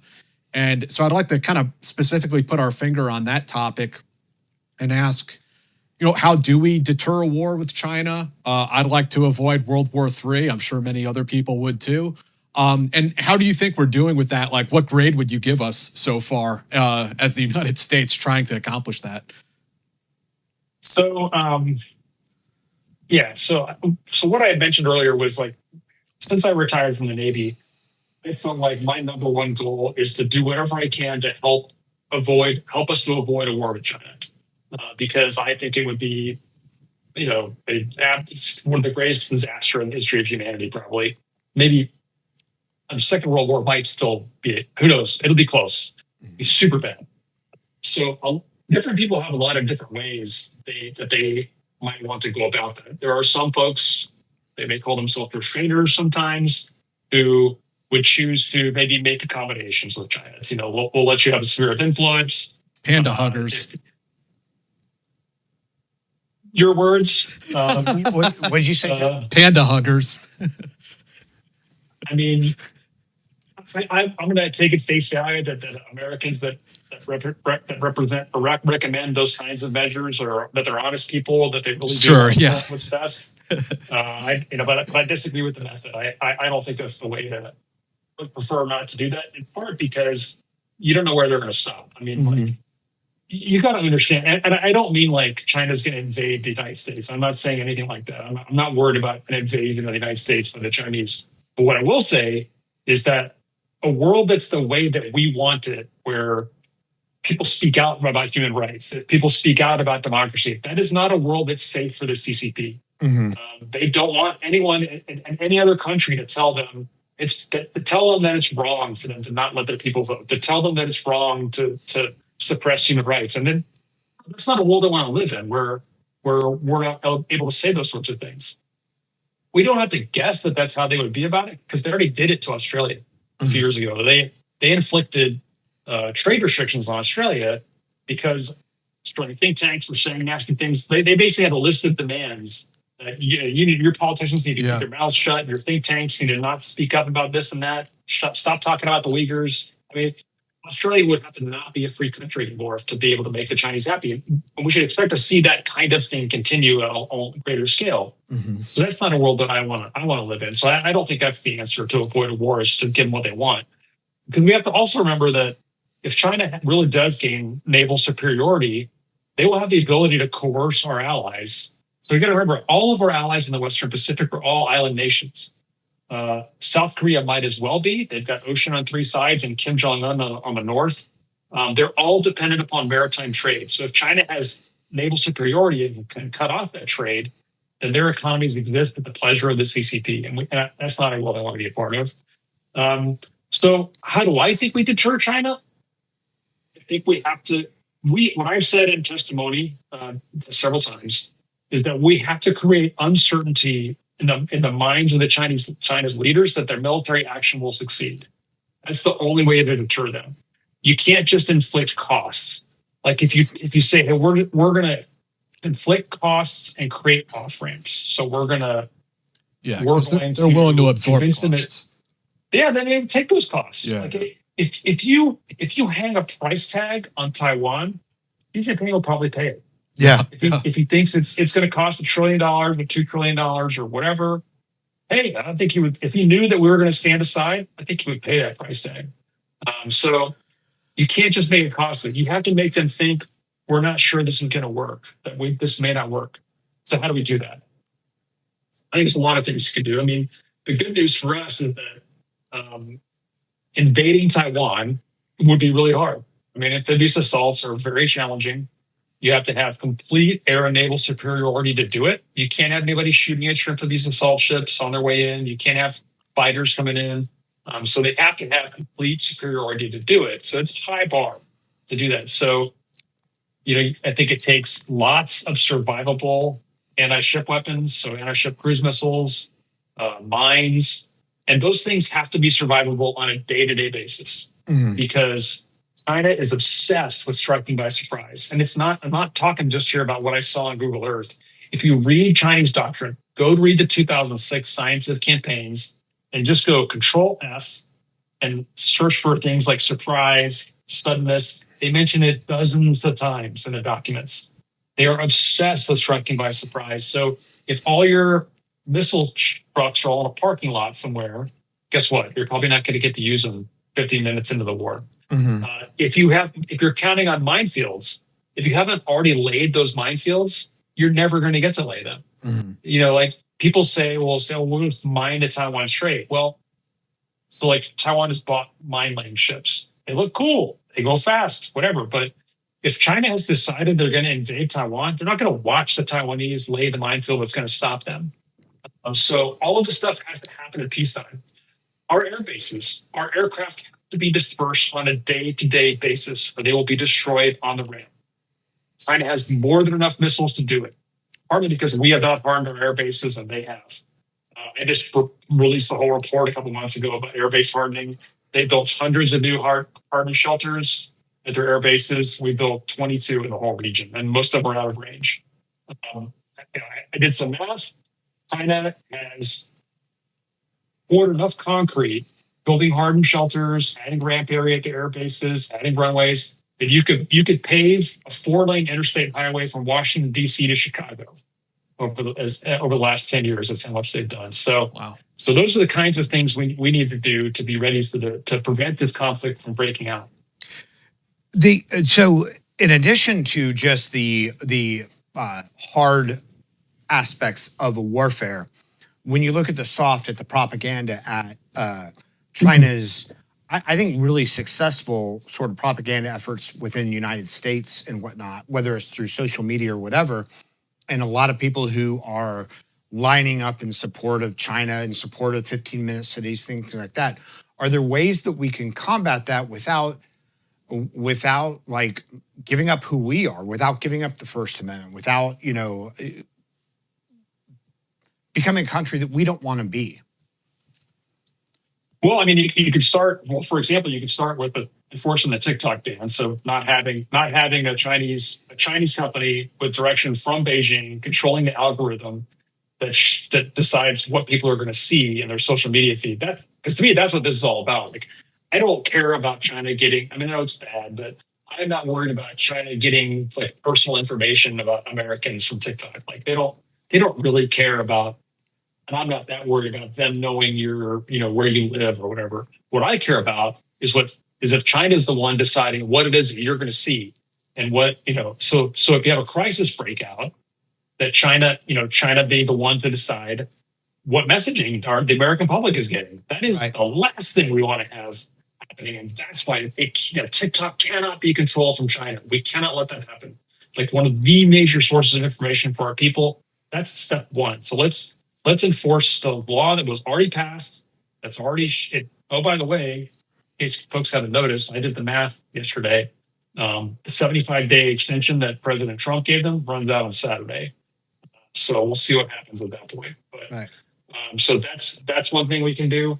We need to enforce, foreign agent registration requirements. That some of that was starting to happen. People starting to get in trouble for that. That's good. We can't shut down foreigners coming here. I think I don't think that's a good idea for a future for so much of our best innovators and the people that drive the industry that gives us the income we need to buy, to fund our defense. A lot of that's immigrants, so I don't want someone to do that. But it is a real challenge, but we faced this challenge before, right? I mean, during the Cold War, we had an open society relatively compared to the Soviets, and we still won. Right. I mean, so it is possible.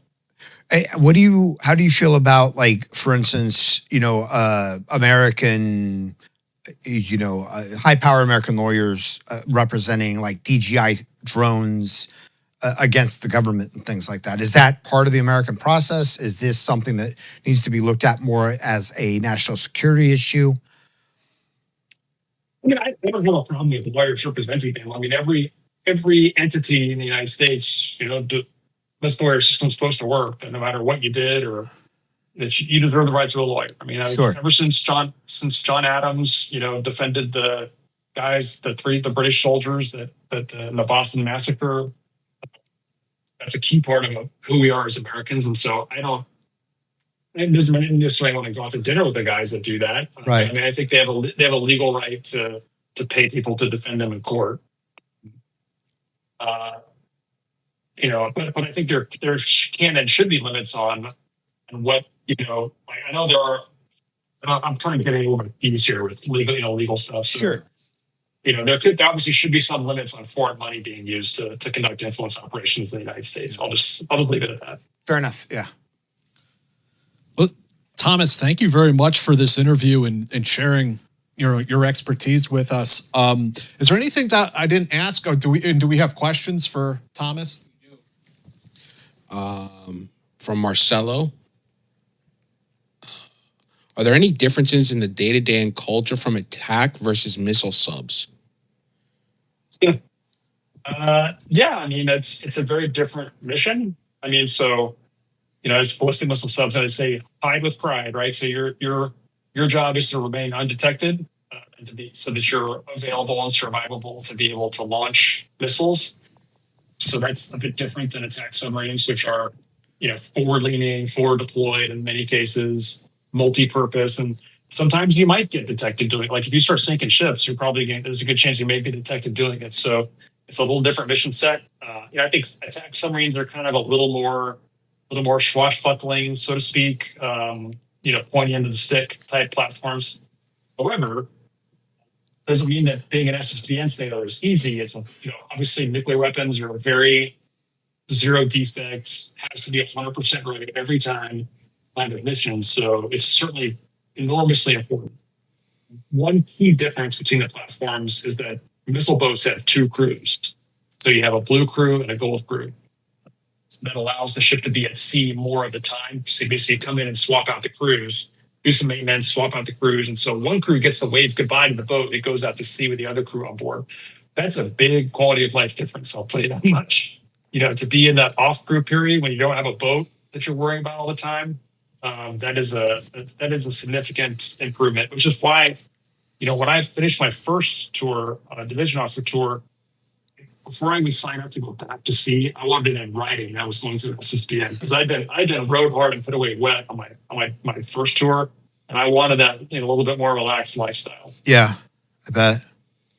Another one from M. Corbin. What were the best and worst meals on the boats? Let's see. So there's kind of a routine you get in. So you have Friday lunch is sliders. So burgers and fries and chocolate chip cookies and ice cream. Saturday night's generally pizza night. And so and sometimes like the chiefs will make the pizza. Sometimes the officers will make the pizza. Sometimes we'll have different folks make the pizzas. And it's generally quite good. Oftentimes Saturday night's poker night. So guys will play poker in the wardroom.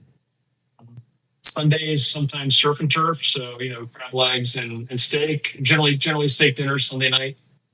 And then Taco Tuesday, you got fajitas and tacos and whatnot on Tuesday. It's very easy to get fat on submarines. Yeah.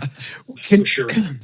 One of the things that we had always, because I was a hard hat diver and we dove on some of the subs, and one of the things that they had said is that like the chow on subs was always top notch, and they brought in the best like cooks that the Navy had to offer just because it was a major morale point. Would you agree or disagree with that? I do think the food is, my understanding is quite a bit better, but I think the reasons might be a little different.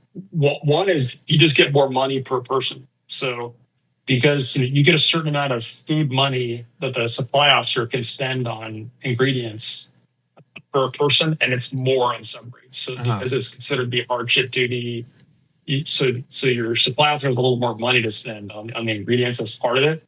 But I would say probably one of the biggest reasons why the food is better is because it's all the same food for everyone.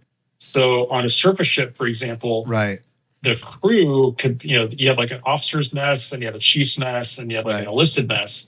And so it's different cooks cooking different food for the different groups.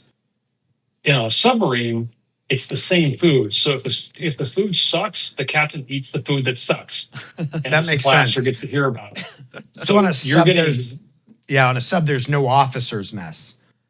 There is an officer's mess, but it's the same food. So it's literally, it's coming off the same line. It's all that's happening is that it goes into a little silver dish And you've got a Right. different guy that brings it into the wardroom and you pass it around. So the only difference is that's probably colder is the officer food as opposed to coming hot off the line.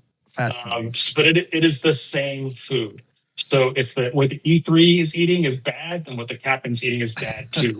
And then corrective action will be taken. Right. Fascinating. That's probably the biggest factor, I think. We got a couple more from Sim. Which is more realistic, quote unquote, portrayal of life on a submarine, Crimson Tide or the Hunt for Red October? Or Das Boot. So, they're kind of all a little different. I don't think, Hunt for October doesn't really portray life that much on a submarine. Although you do have a Jonesby, who was an E3, I think, mouthing off to the chief of the boat, which is probably not very accurate in that sense. Or Crimson Tide, there was a lot of there's some realism there. Some of it wasn't, not all realistic. Some things have changed since then too. Like Denzel is jogging in the submarine for PT at one point, isn't he? Yeah, like you can't run around the missile. It doesn't work. They have a treadmill. So actually, that, to rewind a bit, that's one of the benefits of an SSBN. There's a lot more exercise equipment because SSBN would be way roomier. There's just a much larger ship, so you have like a little gym in the missile compartment where you have like a treadmill, an elliptical.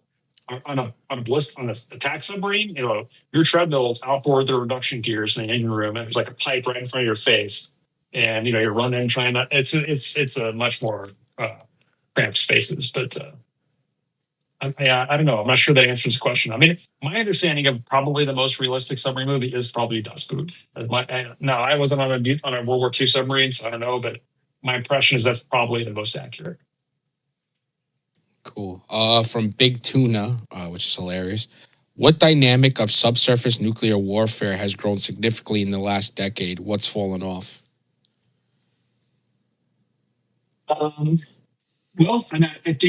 I think as is true in many other parts of the military, uncrewed systems are becoming a much bigger deal. Now, those aren't nuclear. They're, at least not of ours. There's a Russian one that's very nuclear powered, but our UUVs are they're all electric or diesel electric. So that's a rapidly growing part of undersea warfare is those, and also UAVs that could be launched by submarines. So the ability to send UAVs up to give you targeting information or whatever. That being said, in some ways, there's not quite as much change as in other parts of the military. So, for example, if you read about quadcopters in Ukraine, I read an article about those, and like 99% of them only go about 20 kilometers. That they can reach that far because they're limited by line of sight communication. So most of what you see isn't very long range. Well, if you look at the ocean, 20 kilometers is not very far. Right. It's not much of the Pacific Ocean. And quite frankly, in the submarine force and also in the surface Navy, we've dealt with drones for generations. We call them anti-ship cruise missiles. That's kind of the original, one-way attack drone, or homing torpedoes. There's a kind of a UUV with attitude, so to speak. So that's probably the biggest area of change, I would say, is on cruise systems. All righty, we have one more from Attack Squirrel. What role do autonomous platforms from companies like Anduril, General Dynamics play? Are they a danger to our own forces or allies? Examples such as DARPA's Stingray.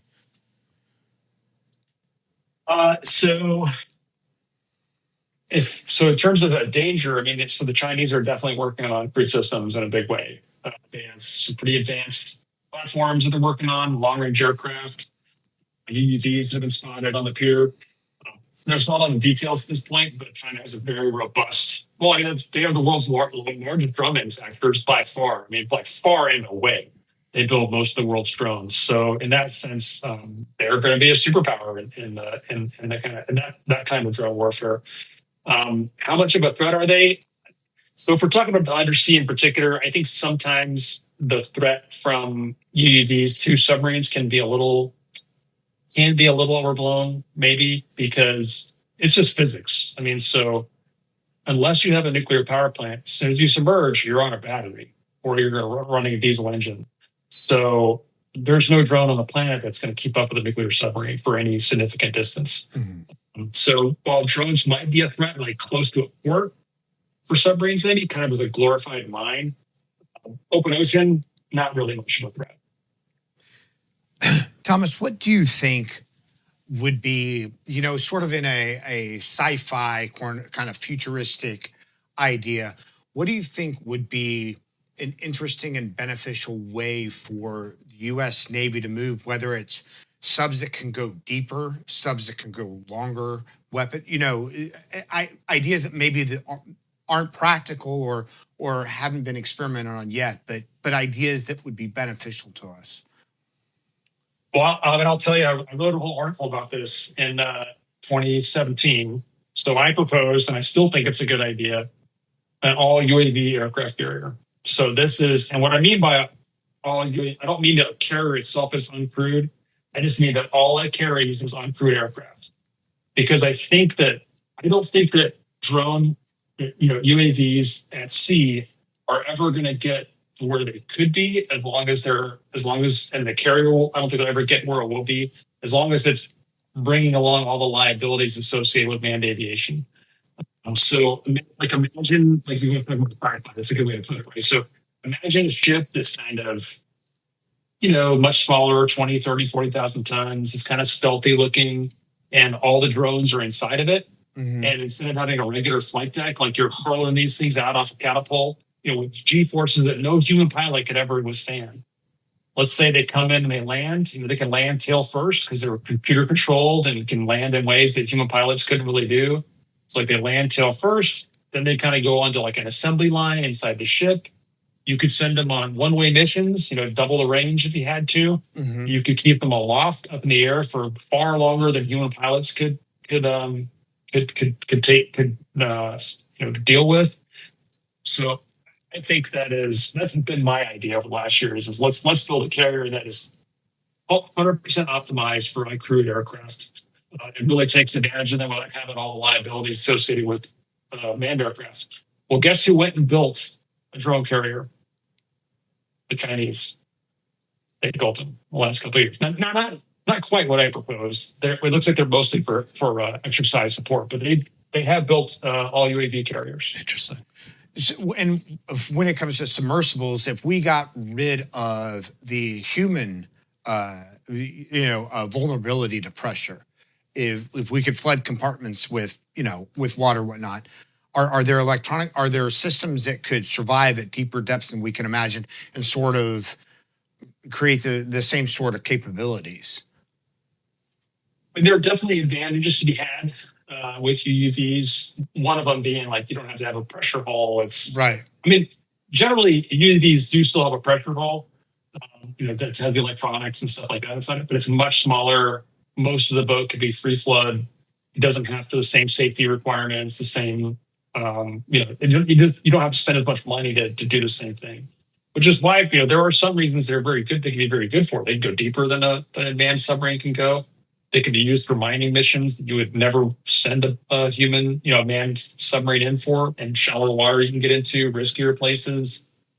So to be clear, there are lots of advantages to UUVs. I just think that there are some people that have these ideas that they're going to be doing anti-submarine warfare, they're going to shoot torpedoes and that kind of stuff. And I think that's a long way to do that kind of thing. Because submarine, just classifying what you're listening to can be really, really hard. Even with lots of humans with experience and a room full of computers. I mean, there's just a lot of noise in the ocean. Right. You'd be surprised just how hard it is to even know what you're looking at sometimes. As opposed to, I can very much see like you've got this UUV out there. Let's say it's got Tomahawks on board.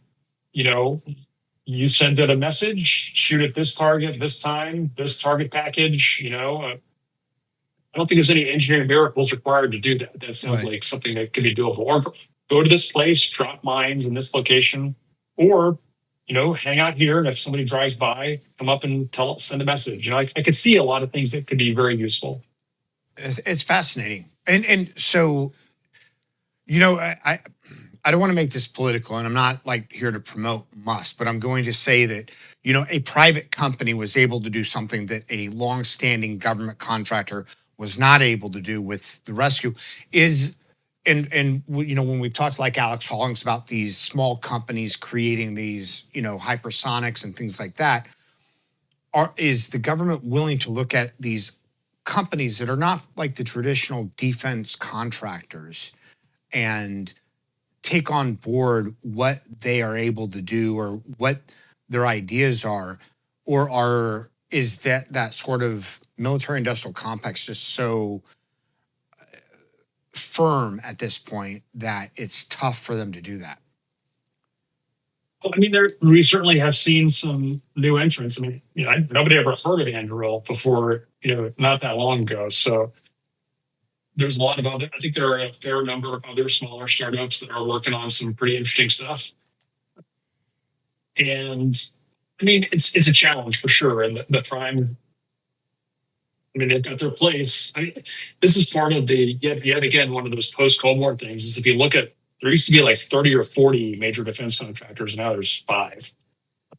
So if we can get those numbers back up some and get some more new blood, I think that would be a good thing. Is there a model in SpaceX?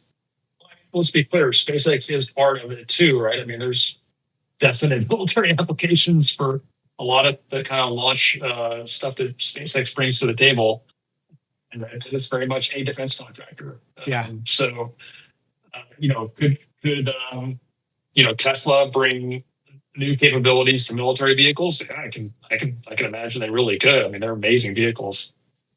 So, again, I say again that I think that necessity will be the mother of invention in many ways. I think we're now facing such a severe threat from China that hopefully it will drive us forward to make some progress on these sorts of things. Are you seeing that in the government side, Republican, Democrat, regardless, that military, like, are people starting to wake up to this threat? Yeah, I mean, I think Congress, we have a pretty solid bipartisan understanding of the threat. Different people have different ideas about how to deal with it, obviously. Sure. And but I mean, I certainly in every testimony that I've ever given, to the Senate Foreign Relations Committee or the U.S. China Commission, I mean, I get generally the same. It doesn't feel any different what's coming from both sides. Right. And there seems, and certainly with the folks like in the SASC and the Intel committees, like they're getting the details, and there is no ignoring the details once you understand them. There are people who are not aware of the China threat because they're just not aware of it. Right. Once you understand the scale, once you understand the numbers, it's no denying. I mean, like that's like I tell people, like sometimes some people may think I'm alarmist. I give facts. I provide facts. If the facts are alarming, then they are what they are. Right. Tom, where can people go to find you and find your work? So as I said, I'm a adjunct senior fellow of the CNAS. So my work is, some of it's on their website, for the various articles I've been quoted in or whatnot. You'll see me from time to time in various media outlets being interviewed for this and that, usually about the Chinese military. I'm on Twitter, Shugart3. That's where I do most of my talking. And that's where, quite frankly, that's where I do a lot of my, when I find things, I talk about them there first. So new things I see in Chinese shipyards, new things I see in marine traffic or whatever is going on. Sometimes they'll get turned into articles by other people. That's kind of like a labor-saving device for me, is rather than have to go write an article, I'll just put it on Twitter, and then if somebody wants to write an article about it, they can. So that's probably my number one outlet. I also, most often when I do write articles, you'll find them in War on the Rocks. If you go to warontherocks.com and look under my name, you'll see all the articles that I've written for them, which is where most of my articles have been. Tom, thank you so much for spending your evening with us and walking us through a whole bunch of stuff I didn't really know anything about before. Yes, fascinating. We really appreciate your expertise. Oh, thank you, gentlemen. I appreciate your interest. I mean, I watched some of your videos, and I know this is very different content than you typically have. And I hope I've kept your viewers interested in something that's very different than the really, quite frankly, exciting and exotic things you guys usually talk about. Oh, this is pretty exciting and exotic. And I mean, I think so it's- too. It's all new to me too. I learned so much when I talk to guys like you, Yeah. that are kind of outside that, framework. So yeah, again, thank you, Tom, and everyone else. We will see you again next week. Okay, thanks, gentlemen. Appreciate it. Have a good Take night. care. Hey guys, it's Jack. I just want to talk to you for a moment about how you can support the show if you've been watching it, enjoying it, but you'd like to get a little bit more involved and help us continue to do this. You can check out our Patreon. It is patreon.com/theteamhouse. And for $5 a month, you can get access to all of these episodes of The Team House ad-free. The same goes with our affiliated podcast, Eyes On, with Andy Milburn, Jason Lyons, Mick Mulroy. That one, you will also get all of those episodes ad-free. And you support the channel and the show, and we really appreciate it. The Patreon members are literally what has helped this company, this small business survive, especially during our early years. And you are what continues to help this thing going, even as we navigate the turbulent world of YouTube advertising. So we really appreciate all of you guys. There's going to be a link down in the description to that Patreon page, and there is also going to be a link to our new merch shop. So if you guys want to go and get some Team House merchandise, we got stickers, and we also have patches. And I should mention, if you sign up for Patreon at $10 a month, we will mail you this patch as well. So we really appreciate that. But they're also for sale on the merch shop. And additionally, they got t-shirts up there, water bottles, a tote bag, coffee mugs, all that good stuff. So please go and check them out and support the show. We really appreciate it, guys. Thank you.